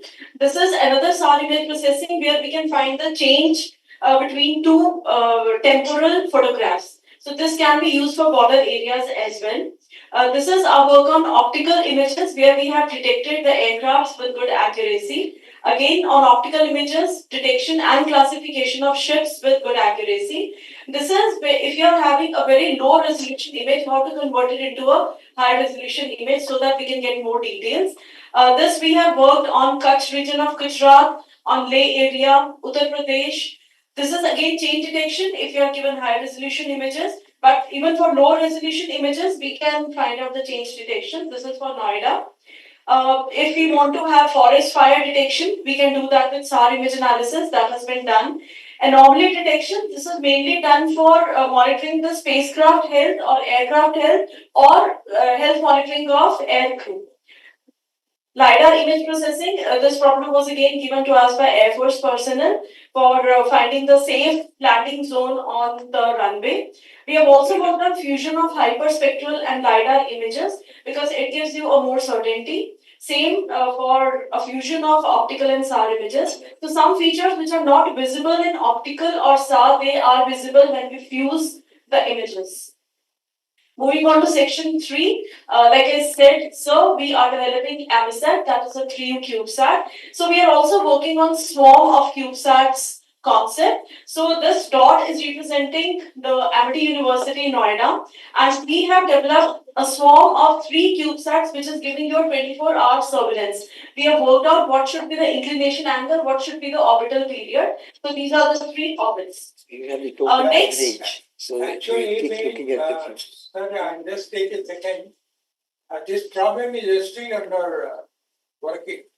So we have taken a problem during your day engagement that our satellite comes back to the same place, revisits in 10 days. So what we found out that American satellite is spot and all, they come after 7 days. That is the time she started working with a couple of students that can we have low cost CubeSats. CubeSat will cost around 8 lakhs to 10 lakhs with a high resolution camera. And today we have found out that if you have 4 CubeSat at different inclination and orbit, I can have a photograph of a district. I took the market areas continuously after every 1 hour. Okay. So we are trying to give you a solution that suppose you say that I want a photograph every 30 minutes, then how many CubeSat to be on top? Okay. Probably that you will find, we are in discussion with a space TS. These are the companies which we are working with. They are in a position to launch number of CubeSat together. And how are they launched from? You still need It can be from ISRO satellites still not or low cost Durga launch system. We can launch it at Skyroot. 400 kilometers. Beyond that, we can also take it up. So I require it at the altitude of 300 to 350 kilometers. But it depends what you are doing. Probably for the northeast, you may have to put at 400. Have you presented this to our DSA, Defense Space Agency? No. I could not. You should. No. Did you present it to DSA? Defense Space Agency. We spoke to In one of the exhibitions, we earlier. No, I not- gave it not an presented. invitation there, Okay. and So I big. also told you long time back. But, Okay, no problem. I think what you should do is that Sir, Just- we gave it the entire syllabus on for the senior officers about 2 years. I will show you that. this particular as a product. So, Defense Space Agency, they keep calling various startups and all. So once in 2 months, they have a meeting just to get an idea what is there. I would recommend that you should Yes. attend and present it in that. Correct. Absolutely. Because they are the ones who are handling this entire space. Very important. Indian service is not. Defense Space Agency, Yes. we should make a proposal and send it to them. I'm not given this presentation. Achha, you should. Okay. I will do that. Okay, quickly finish it. So next is the intelligent measurement system. So this problem was given to us by 505 ADW. So there are tanks for which monitoring is required because these are used tanks and currently they are measuring the diameter and thickness using vernier calipers. They wanted to have some kind of automated system. So we have made the system for them that they just need to have a rail and move the camera and the wheel would be captured and the dimensions would be printed on the top. So this is the intelligent measurement system. Okay. Local, sir, local. 505 workshop. Delhi. Base workshop. They just made it for their. So they have taken it, they are utilizing it? They have taken it, and next week we are again going to give them Okay. a good demo on it. Okay. They are finding a problem, sir, that not many wheels. Look at their job. How do you pick up the right one to, okay, go. Okay, so this is our own unmanned ground vehicle. We use it for putting a LiDAR on the top and mapping the unmanned territory. And we can also put a GPR under it because the height is sufficient to put a GPR. And so we have worked on GPR signals for detection of underground tunnels. So this is our work on detection of underground tunnels. So tunnels of around 10 meters below the ground can be detected. This is the final result that we are getting. With GPR. Yes, sir. So we took GPR data. We did not have the actual GPR. We did not go in Not field. on the border side. Okay. We did it on all that. And what is the distance from the ground and the GPR? So 10 meters. Maximum No, 10 meters. that's a can be depth. That's a detected. depth. Depth. I'm asking you the distance of the sensor From Okay. the above the ground. Above the ground. That is just below. We are just putting it below the UGV. So you can Okay, take so maximum. just about 1 or 2 feet. Yes. Yes. Next is a helmet mounted conformal antenna. So this is another design we have worked on. We can go for a conformal antenna. We are putting a good value of SAR here. It is not at all harmful to humans' head. And this works at 2.45 megahertz and 4.8 megahertz. This is the low cost SDR. Mainly for people operating in the field, and you are giving the walkie-talkie and wireless set at 5 gigahertz or so. So we are also making an SDR I could not show you today, sir, but it's on the software is ready. So that everything becomes very compact and the antenna is here, we can communicate. Otherwise, soldiers are carrying a very big bag in Okay, okay, that's nice. So this is the SGR which Samsung is talking about. So this we have made in our lab. So in this only, while you're for this thing, you're reducing the form factor of the radio set and all that. The additional thing which we are looking at is, what happens is that say when the firing takes place, there's a lot of blast. Yes, sir. The 30% people are, suffering from their hearing ability because of this blast thing. Now, if you wear something to say suppress that blast, then what happens that your normal communication becomes difficult. Yeah. So we are looking at something which is able to suppress that blast while your this normal communication also continues. That does not. So there has to be that filtration level of at what decibels need to be suppressed and what not. Something of that kind of thing. Sir, it is quite possible, sir. I give you an example of the Bose speakers. That noise suppressor. Famous for doing this only. If you allow that you are wearing a headset, then we can think of designing a filter. So I'm just giving you ideas. This is very important. But in the blast, there is another component, as long as the decibel is shock wave, which you cannot, stop. It transmits into the helmet or the earphone and hamper. Okay. So that is where little challenges come by. Shock wave is the main culprit. Correct. And that has got a cumulative effect. So Shivani, when you say, damage, cumulative effect. Right. So that is a cognitive system we are designing for spacecraft. Because of deep space mission, ground communication is bit difficult and time consuming. So we have designed a system that will be there on board, which can go for predictive maintenance, which can predict the fault and rectify the fault as well without taking ground station into loop. And these are the outputs of our cognitive system. It's working, so good. Blockchain, so would like this. Sir, this I was requesting you to give a thought, sir. I have worked on this for a number of years. Sir, for your strategic assets, not for normal ordinance thing, we can develop a blockchain system without any central agency or only connected it. If you want, sir, that those lines can also be encrypted if required, because when the hash value and others are getting transmitted, we can encrypt it because Shivani has got a patented encryption system. So both of them are possible, and we don't require large bandwidth. Even the ASCON, a small bandwidth is possible to do. So what are we expecting? What will this blockchain exactly do? So blockchain will help you that one thing it does is it's completely secret. Hey, that part I understand. Then at any one time, everybody knows how much a store I am carrying, how much he is carrying, and how much she is carrying. So what happens, sir, the decision making becomes simpler, or shifting of the stores becomes simpler. Suppose you want to shift some time calculation from me to somebody, automatically it goes once you put a comment. The blockchain helps in that. We can discuss more about it. Logistics. I thought I just put it across to your thoughts.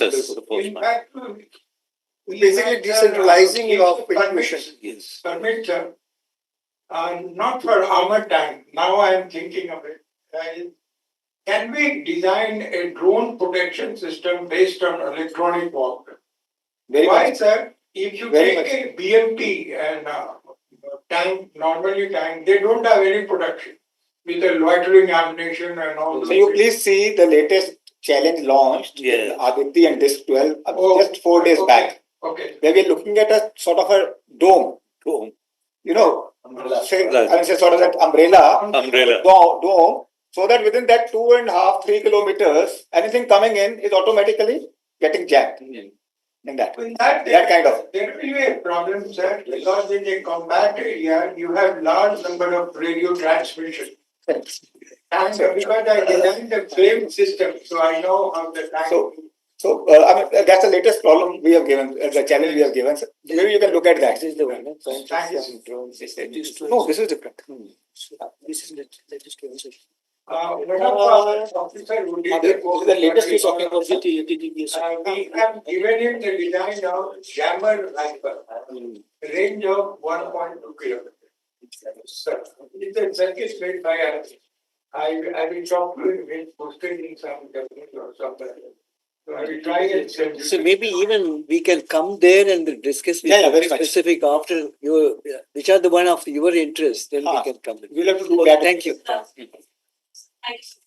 I think Brigade Tiwari, just 5 minutes if you can about defense and strategic studies, then we'll go on visit to the. We'll see it. Very good. This is an desk 12. Electronic protection dome, counter US bubble for VAVP protection using GNSS gem. That's the problem, sir. So Shivani, this is an area where you can, it has to call for proposal has come. Yeah. It is for the VAVPs. For VAVPs. Vulnerable areas and points. I visited the armor center also with multiple target tracking. You can see that problem statement, so usme you will get more details. Done in a different way. Yeah. Switching techniques. Okay, just Tiwari sir, 5 minutes only, so then they can go for the Vaibhav. Actually, our scheduled time is already finished. Yeah. Please. Honorable Dr. Shobhit Chauhan, all the elite gathering here. I will not take much time. First, let me introduce myself. I'm Brigadier Dr. Anand Tiwari. I'm head of the Institute of Defense and Strategic Studies. Of course, General Gadiok is the Director General. And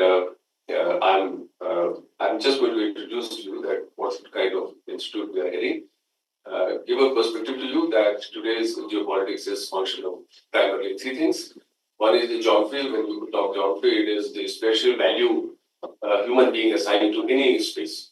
And then technology, how are you going to overcome that through technology and the decision making? So we are dealing into this domain, which gives perspective under which you would visualize that what is needed actually for you in technological terms. So giving this perspective, I'll just tell you that this institute was established in 2018 by General Gadiok sir. I'll just go through the faculty which we have. General Gadiok, then we have myself, then Colonel Rajan Bakshi, then there's Colonel S.K. Shahi, then we have Dr. Rajendra Pandey, Dr. Anu Sharma, Dr. Dipali Khare. These are the faculty which we are having with us. The programs which we are running is MA, Defense and Strategic Studies. You can see the curriculum on the screen. What we teach, military geography, theory in geopolitics, geoeconomics, technology, geopolitics, IR theories, all types of warfare, area specialization, research methodology, and research project. A new program, and these are the places where they are likely to get placed. Then we have, and these are the think tanks where they get employed. Then we have the second program, which is a flagship program, which is started last year, postgraduate diploma in geopolitical risk analysis, global trade and investment, in which we teach political geography, geopolitics, geopolitical risk, geoeconomic risk, global economy, and trade systems, trade and investment flow, open source intelligence gathering, qualitative, quantitative research methodology, scenario building, risk report writing, and research project on risk analysis. Then we are also running, these are the companies where people are getting placed. Our students have got placed to James, Max, Liberty, and all, and Securitas. Then we have BA Honors program of 3 years. You can see it on the screen that what are the highlights of our curriculum and where are they getting placements. Then we have BA 4 years program, and you can see the curriculum highlights and the placement details.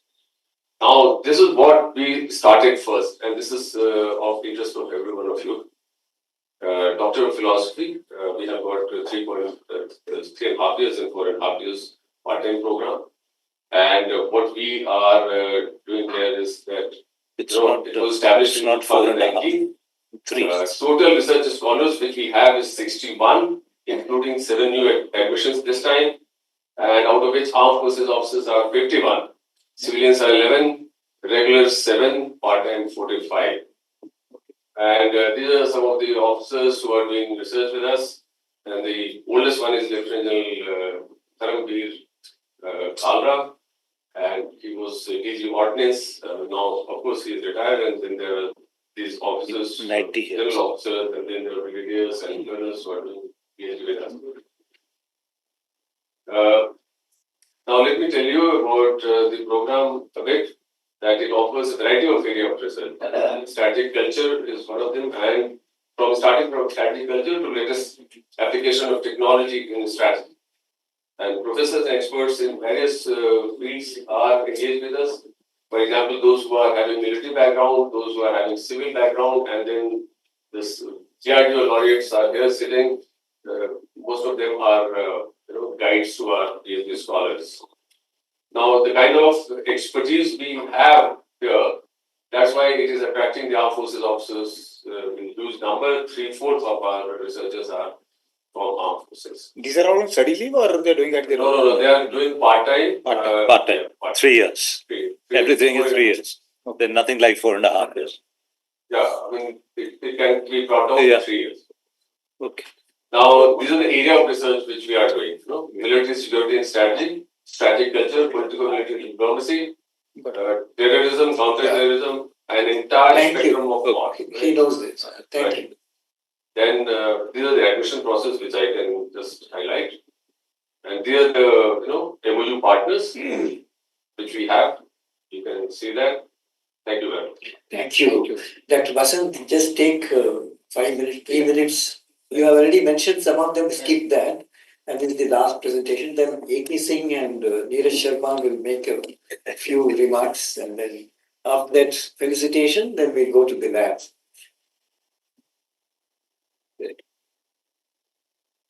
Just 3 minutes, huh? Yes.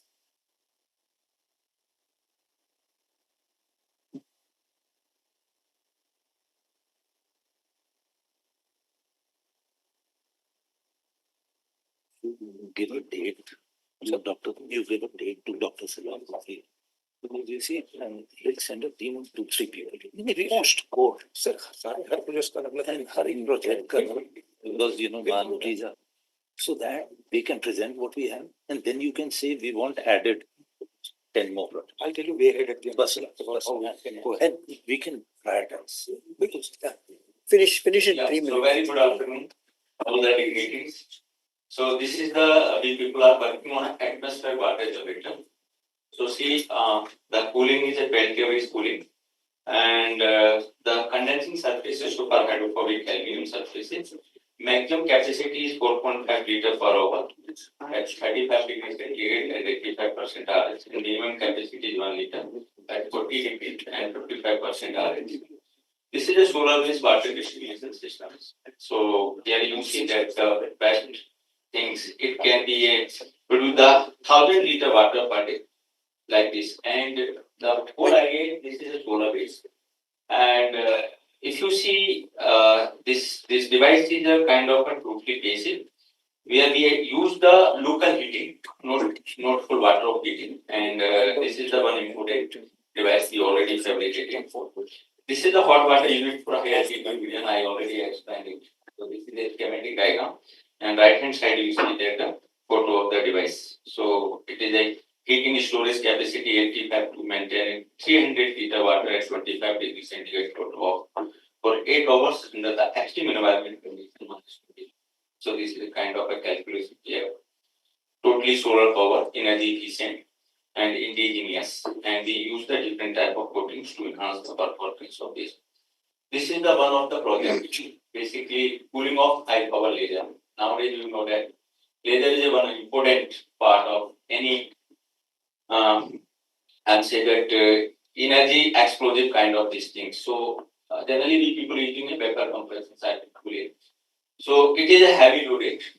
So we have to be propose the pump to two-phase cooling systems where we have to replace the compressor and we use the pump.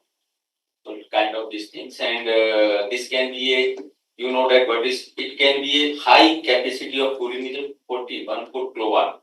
if you use the vapor compression system, so the 14 kilowatt vapor compression weight is in a ton. So here we have a weight is just like a 45 kg kind of distance. And lightweight design, superior efficiency of and optimized design of defense applications.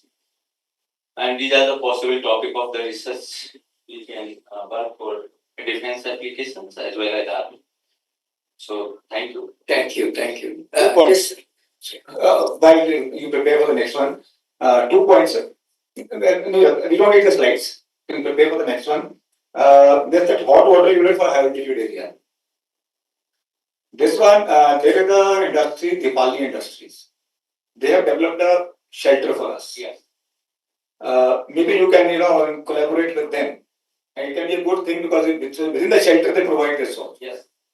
So I think the people are contact me. They say that can you also produce the water inside the rooms because they're like a 50%. They have a huge humidity. So there is a two things. We maintain the humidity and also produce the water. All these things. Okay. So, but there is several issues with them.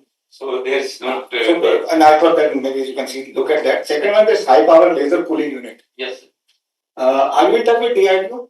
This is a DRDO project. They have given a DRDO project. Who was given from DRDO? Yes. Okay. Yeah, because that's what we're looking at. Yes. The form factor is very big of our anti-UV that laser weapon systems. That's where it can reduce considerably in that. That's a good. So 1 kilowatt, this pump to two-phase cooling system we already delivered.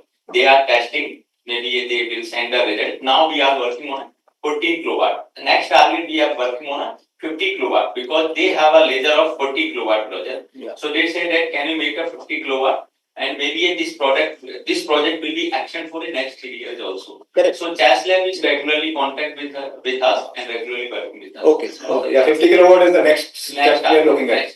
Very good. Thank you. Singh sir, AK Singh. I think due to paucity of time, I won't take much time, but it was a wonderful discussion. I think again, so nice of you to be here. But I'll say that there are two approaches. One is bottom up. We have just presented what we can do. At least we also expect that you can also be suggestive based on our strengths and what we have done. That if we have to tweak our pathway so that we can really give you something ready. And I think we can go beyond what has been presented because if you go through your compendium of 2023, there are other some things, some areas where I think MIT can effectively contribute. I think one is there, as you said, anti-freeze solution for high altitude water, that fumeless kerosene Bukhari, temperature control garage to park your tanks and other systems, and also remote gamma spectrometer. Correct. I noted that. I think gamma spectrometer, what name I am saying, I think if we can decide right now when we can present you, we will submit the projects for your consideration on all these 4 or 5 titles which I am saying. Yes. Thank you.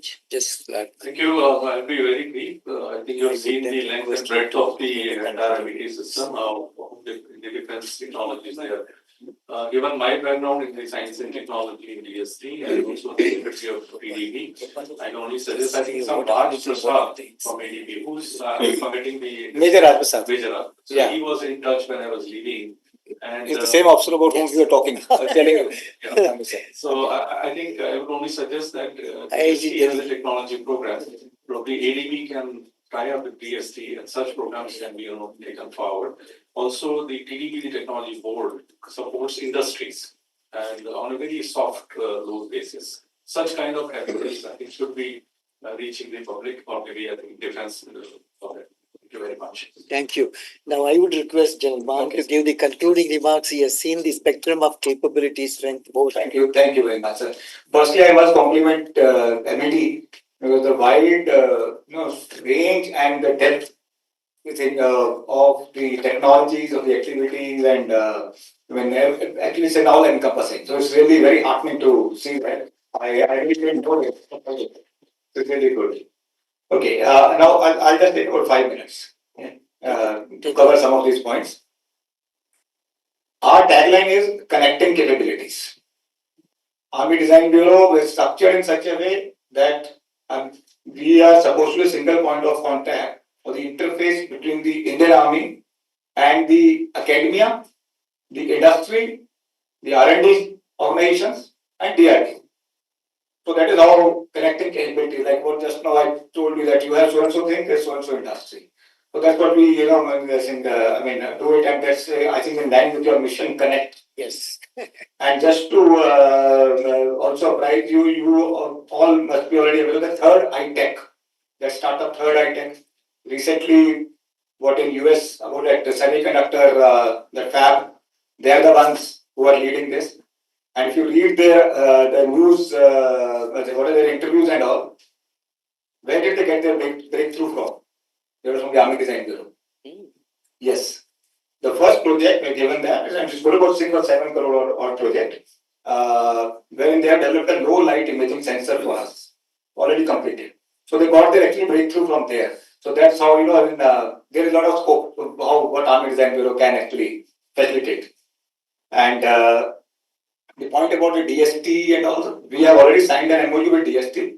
The last 1 year we've been in touch. In fact, we are utilizing their consultancy services, like for all these PDS solutions which we get. Some of them we find they're actually really very good high tech. Now what happens is for a general soldier, it is that if you don't understand anything, so you can ऐसे ही है.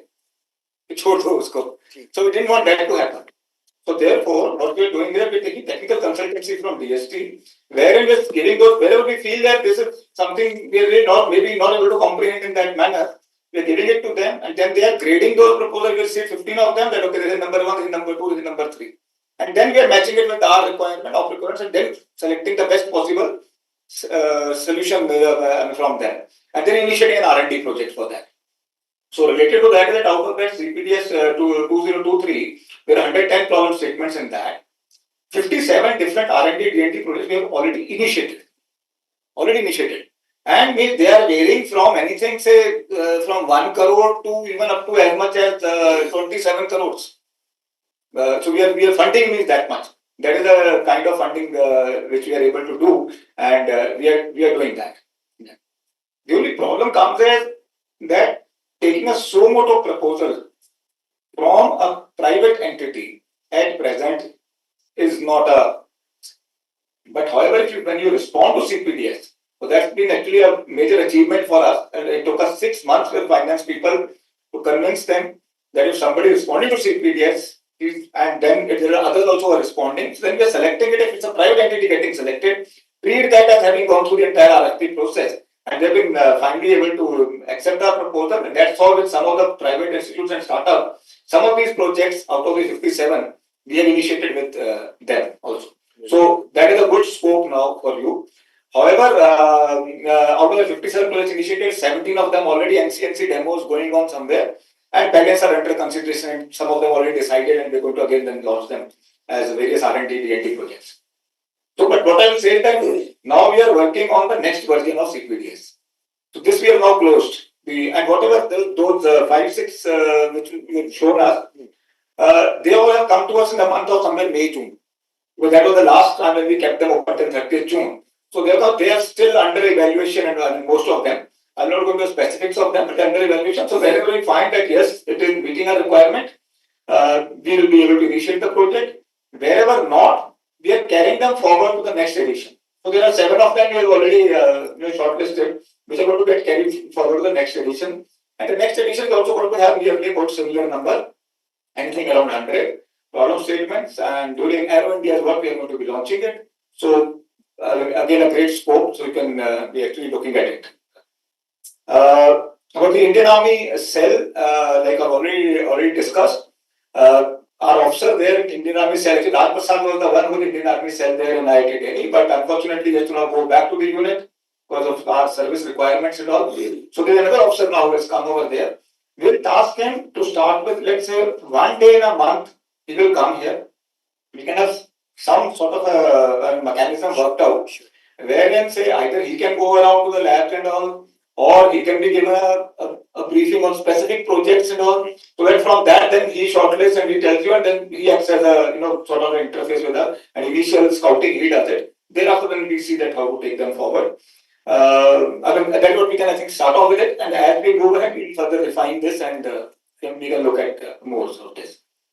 And also, I'll request that like your journals and all, you're publishing quite many of them. The ones which are not going to do the technical details, which can be easily understood by a soldier, I mean, something of that nature, you can even share those with us. But that will also give us a good idea of the kind of projects you're working on.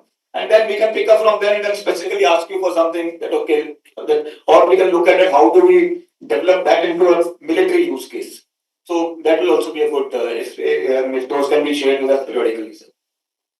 Drones. Now for drones, I have a major you see, today for drones, there is no dearth of the industry which is integrating drones. And they're all integrating. There are very few actually manufacturers. Very few, rather a few only. Okay. Now, that is okay for us. I mean, not a major issue. But the problem which now we have realized is that the components are coming from China. And having experienced recently, whatever in the recent months, and especially now that major incident, walkie-talkies.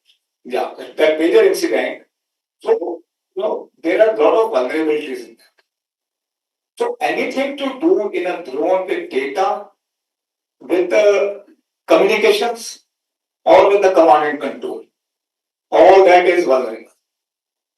So now what we are looking at is, while we have been okay, since far as the procurement process says that you should have 50% or 60% indigenous content, and we are taking a certificate also that no component in that has been actually procured from any of the countries who are sharing the land borders with us. But that does not suffice. While say he is giving a certificate, he is procuring from Germany, from Denmark, from somewhere, Poland. But where is that coming from? If you start tracing back at somewhere 5th, 7th level, it will finally originate from China. So now it is no more only say a logistic challenge in terms of supply chains. It is more of a national security challenge for us. Because we do not want to have those Chinese components wherein they're able to get the entire data. If he's operating in our operational area, we don't know whether that is getting transmitted actually over there. So that is a challenge. In fact, we had an event just about 7-8 days back, on 3rd of October. One full day of brainstorming session where we had got reps from quite a bit of academia, the industry, the various quality control organizations, including the STQC, QCI, DGAQA, DGQA, and from the semiconductor lab, Chandigarh, and like that. But actually, there is no solution that by which we can actually ascertain whether it is a Chinese component or not, as of today. There is a method. There is a method. So therefore, what we need to look at is that how we can indigenize those. And to start with, the first thing is that while that indigenization will take some time, it will take a few years. It's not going to happen tomorrow. But what do we till then? We can't be just say, not procuring the drones because then we don't have the capability. We need that capability also. We have already procured so many of them. So what we are now looking at is in the interim is the solution lies in creating a sort of a cyber security layer. So that is one thing which we can even think of, that is cyber security layer for them, so that at least whatever vulnerability is there, we can actually have a layer so that we block that, the communication. That is to start with. We are working on a detailed framework and all. It will take us about 1 to 2 months and how to actually go about it. And at the end of it, evolve a roadmap as to what all things we need to get indigenized, and we're ready to fund them. Like I told you, there's enough funding is just no problem. We're ready to fund them. So that's where another opportunity lies for you, and that is where we should be actually focusing on. And similarly, like what I mentioned, one is this compendium of problem statements. Now, the problem statements are actually more of the immediate requirement or whatever shortcomings we are feeling today, and generally related to technologies which are available today, or maybe requiring a little bit of only say tweaking and upscaling them. But now we are looking at something else. We are looking at as part of a global scan, daily global scan, that so what is happening in the world. What happens today is that let's say some product comes out from, say, some prototype being developed by China. It comes to the news only when that prototype is ready. And then we get to know, okay, oh, China has done this, so we should also do this now. It might have taken 10 years to reach there. So today we start thinking of it, then start developing it, and we also might take at least another 10 years if our pace of development is the same as his. So we are already 20 years behind him. So therefore, that's how then we are going to be trailing the technology curve. Where to get to the technology curve, so we have just as a sort of from even open source, whatever maximum information we can get, then what we are doing, identifying them based on that, what is it that we should also start working on. One is a similar technology, develop a similar capability. Second is the counter to that.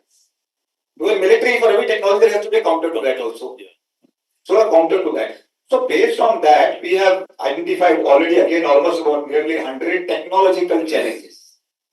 Now this again document you're going to release shortly, and this will not be in the open domain, but we'll be sharing it with some specific institutes, and of course, even with MIT also, we'll share it, those specific problem statements, specific technological challenges which are related to the domains in which you are working upon. So then that is where another opportunity lies that we can have, it's a lot amount of collaboration. And also now, for this R&D ecosystem to develop, actually Indian Army is, I can say with pride that we are actually taking quite a bit of lead. Well, I want to mention that we already have 62 projects. Till 2 years back, we had only 17 projects. In last 2 years, from 17, we have come to 62 projects as of today. And I already have lined up quite many of them, nearly about another 20 of them at least. Again, we are going to get initiated very soon. So, because we want this R&D ecosystem to come up, and for that, we are actually engaging ourselves with academia. For that, we are going to have an event and sort of a central event also, Indian Army Academia Tech Symposium sort of thing, in a few months, wherein we're going to open a portal for about 2-3 months in advance, and people can apply through that portal for whatever ideas you have, maybe just the ideas only, or even whatever developments you're taking place, which you feel that they have some application for the military. And then we'll shortlist on them, and we'll, wherever it's only ideas and all, wherever we already have something, some projects and all which can be demonstrated, then we'll have a 2 days of event, wherein then you can come and demonstrate those over there. And wherever you have some ideas and all, we'll go to discuss those one-to-one with we have made 16 different technology clusters within the army now.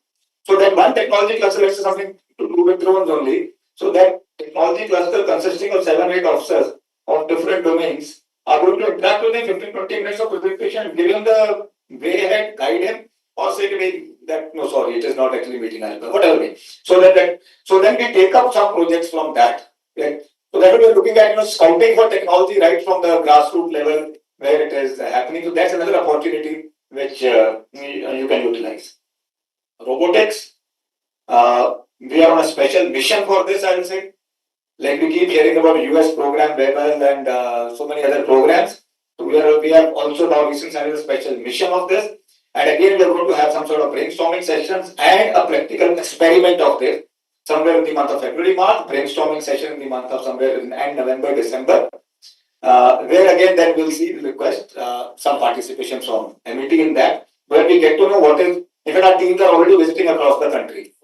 They are already going to various institutes, seeing practically in the labs what is happening, what is the capability available. Again, in that, we are not looking at the end product. That's where the change in thought process of the Indian Army is. Earlier, we should look only at the product. I want this. You should say, I just want this, a mic in which I can speak. What is there inside the mic? I'm not bothered how you do it. But now, we are looking under the hood. Well, that's the only way we can get actually the entire indigenization. And that's what our aim is in that robotics thing, wherein what are the constituent technologies, where we are at present, and where all we need to then again do R&D and all, so that in times to come, again, like I said, so this is the first one, actually a specific mission in that getting onto the technology curve. In that. Drone-based gamma spectroscopy is already mentioned in that, so you can look at it. Okay, another thing is wherever you have any prototype developed and you feel that yes, okay, it is okay, now you're most welcome to offer it to us for an NCNC demo. we will conduct that NCNC, no cost, no commitment demonstration, and as per the area of application. Let us say the terrain of application. Like for example, some drone and all for high altitude areas, we send it to high altitude areas, test it over there only. So you have to go there, the rest leave it to us. Over there, our people will be there, who will be there along with you. The advantage of that is, and we have been conducting a lot, many of them in last 2-3 years. We have conducted good about, I would say, nearly about 300 odd such NCNC demos. And the result of that is that we get to know what is available with the academia, with the industry, and those who take their equipment, they get to know because you might have designed it for some capability and you claim it. But whether it actually performs to that level or not, when you actually take it to that level, the high altitude areas where it shows challenges, which are totally different. And nobody in the world has that. It's only India who has it, being the highest battlefield in the world. So only we have those challenges. So we only have to evolve the solutions also for them. So when you take it over, you realize, okay, what are shortcomings? So it's a learning and then again going for further product improvement. So that's how it helps. And it's not just finishing over there. That report then, once that demonstration is done at one place, we are sharing with the entire Indian Army, with all the other command headquarters and all. So that they can, wherever they feel that it's useful to them, they can initiate their procurement process so that Army Commander Special Financial Power and OP works and there are so many other funds from them and they are procuring them.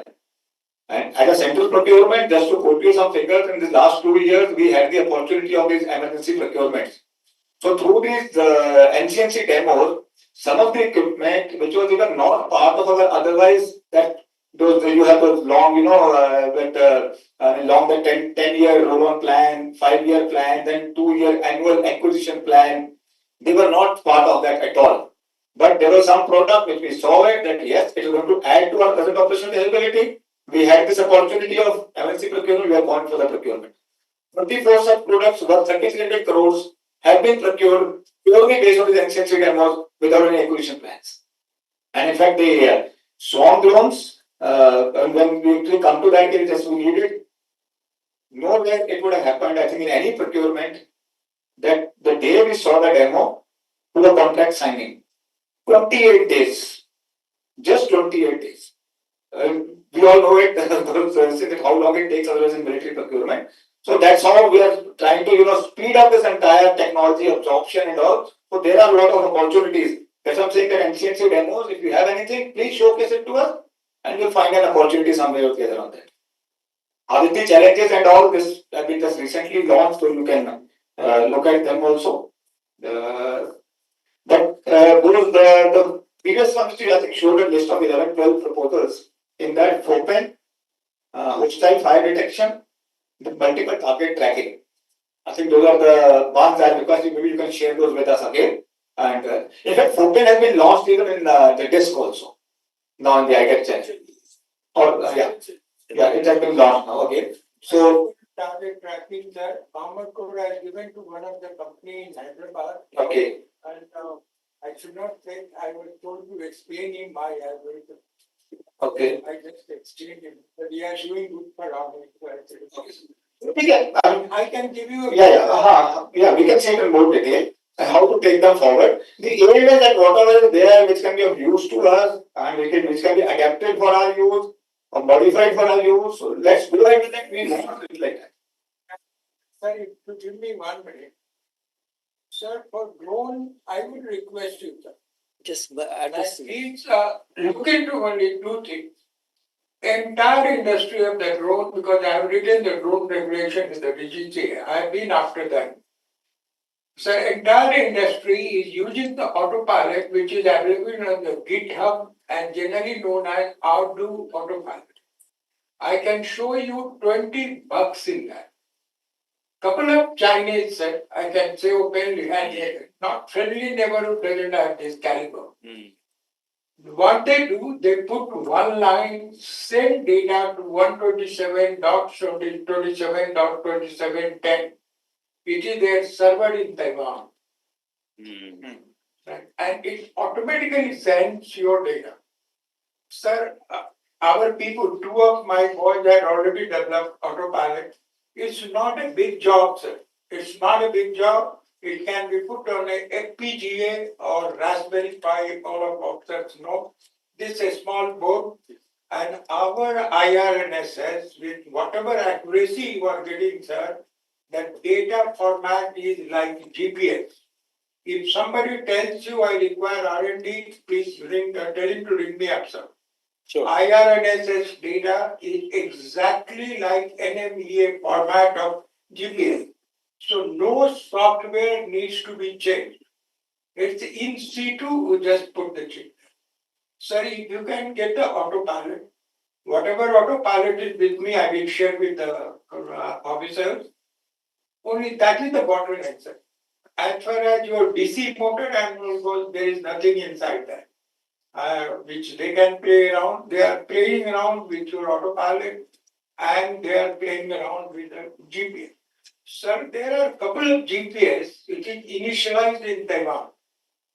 The moment you put it in, I put it here in Amity and it just flew to symmetry. So I brought it back and then I broke it open in Decipher. I am finding initialized in Taiwan. So he is finding from Taiwan to India. Here the distance. Correct. So that is where what we are looking at is that say today, how can I check that it is not being, let's say it's not sending the data to them. I will send you. So we will request you that if you can propose some mechanism of doing it, or whether it's a technology or some administrative mechanism in whatever manner. So you please send it to us because we have just started drafting a document for that purpose of working out these mechanisms and the guidelines. Sir, we had one Colonel Siddharth Vatsan from EME about 3 years back. We made an autopilot with him. He was doing my MTech avionics. And Colonel Gaurav, who had just passed out, I told him to make the rifle jammer. I gave him the circuit. Sir, any one officer you detail for 6 months, the autopilot can be made Indian autopilot. Okay, sir, great, sir. I did both of us. Though there are one of the companies also who have made it. I generally review most of the companies. Okay. I might have business. So the autopilots, the flight controllers, Same thing. Although we felt what came out that in a discussion that while BLTC motors we might feel that there is nothing in them, but now with the kind of speed control and all the since the BLTC motors are being controlled to balance the drone. So therefore, then again, the vulnerability comes in there. That's what came out that day. That's with the autopilot, sir. So once I have my own autopilot, it is not only doing obstacle detection, it is also balancing the forecast on a given flight path. Correct. Suppose you say autonomous, then the flight path has also been given. So my question is, whatever ideas you have, sir, whatever proposal, please send it to us at the earliest. I mean, say how much time, let's say. It's no time, but we come and explain to them that we can use it. Okay. He has to go down and explain to you. You know, that is very important. He's from DRDO. He's also to be. That is man very important. If you got 100 components, you have to get everything checked up. So that's what Whether it's embedded with Chinese. but then as of today, there is no mechanism in the country to actually check whether it is verified. No, he's the only one. He's the only one. Get him there. So that's what I'm saying. About 9 years back, we had set up Sir, proposal. Sir, since so short of time, sir, in next 1 week to 10 days, we are going to have another closed doors, I will say, rather a closed discussion with only selected some industry people and some of the people who are into there. And we will note this, we will request you also to join us in that. Then there we can discuss it in detail. Thank you, sir. Absolutely. Is there no way to certify? There is no certification agency. No. Certification is for the performance, for its ruggedization, for the quality. But there is nobody who can certify whether it is from China or not. Right. No, China is a concern, of course, but China is concerned because there is a suspected bug, for example. Correct. No, I'm saying because SCG is the one agency in the DRDO which is certified. SAG is. That is But they are not able to actually get Taste of the plant. and the SAG process is so long. correct. This is so long, it takes about 1 to 2 years to get it. By then the technology changes, something more will come. Correct. So that's where we are stuck as of today. And what we have come to know is that there are those chips being made in China. Correct. With the make in India and membership on it already. Coming from there. So how do you say that, okay, the make in India or make in China? Everything is embedded. So you that's have where to the biggest challenge lies. Thank you. Thank you. And once again, thank you very much, Soldier, and all the best to you. After giving all this presentation on the materials going to the study it as well. Yes,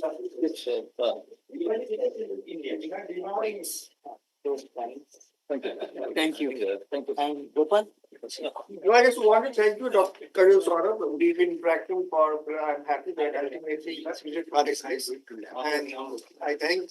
They will come here for 5 minutes. For time out, no, it's going to be late, but we'll make it. Thank you so much. Gopal, just let's give a big clap to Gopal. Then, sir. So we. You are a very distinguished. Thank you, sir. And God bless you with long service and greater contribution to the country and to the army. Thank you, sir. Sarupa.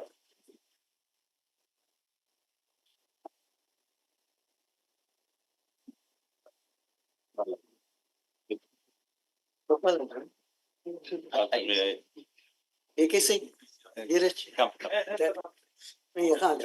Then come this side. Yeah, please come this side. आप लोग भी आइए please हाँ Anand, come All the three of you. come All No, come. please. हाँ Saurabh please AK.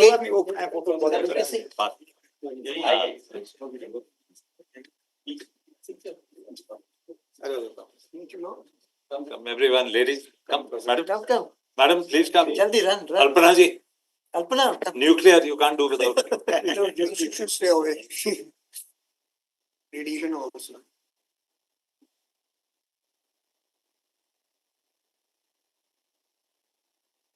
Thank you very much. Thank you. Thank you.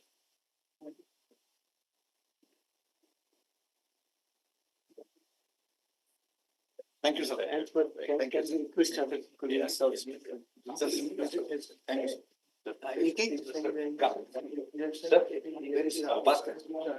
you.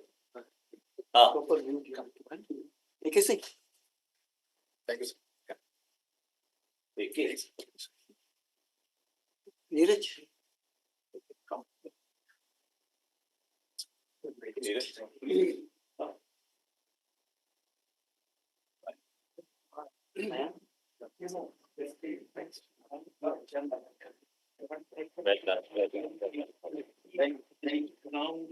Thank you so much. Thank you so much. Thank you for very active. So please do submit your results. I think that some ideas of the services.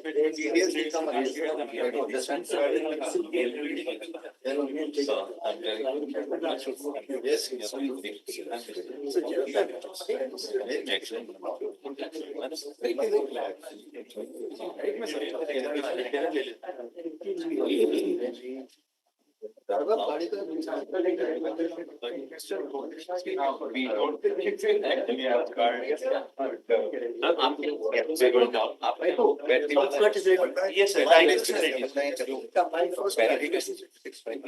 So if you can take a whole card set, bring a whole card. Anand.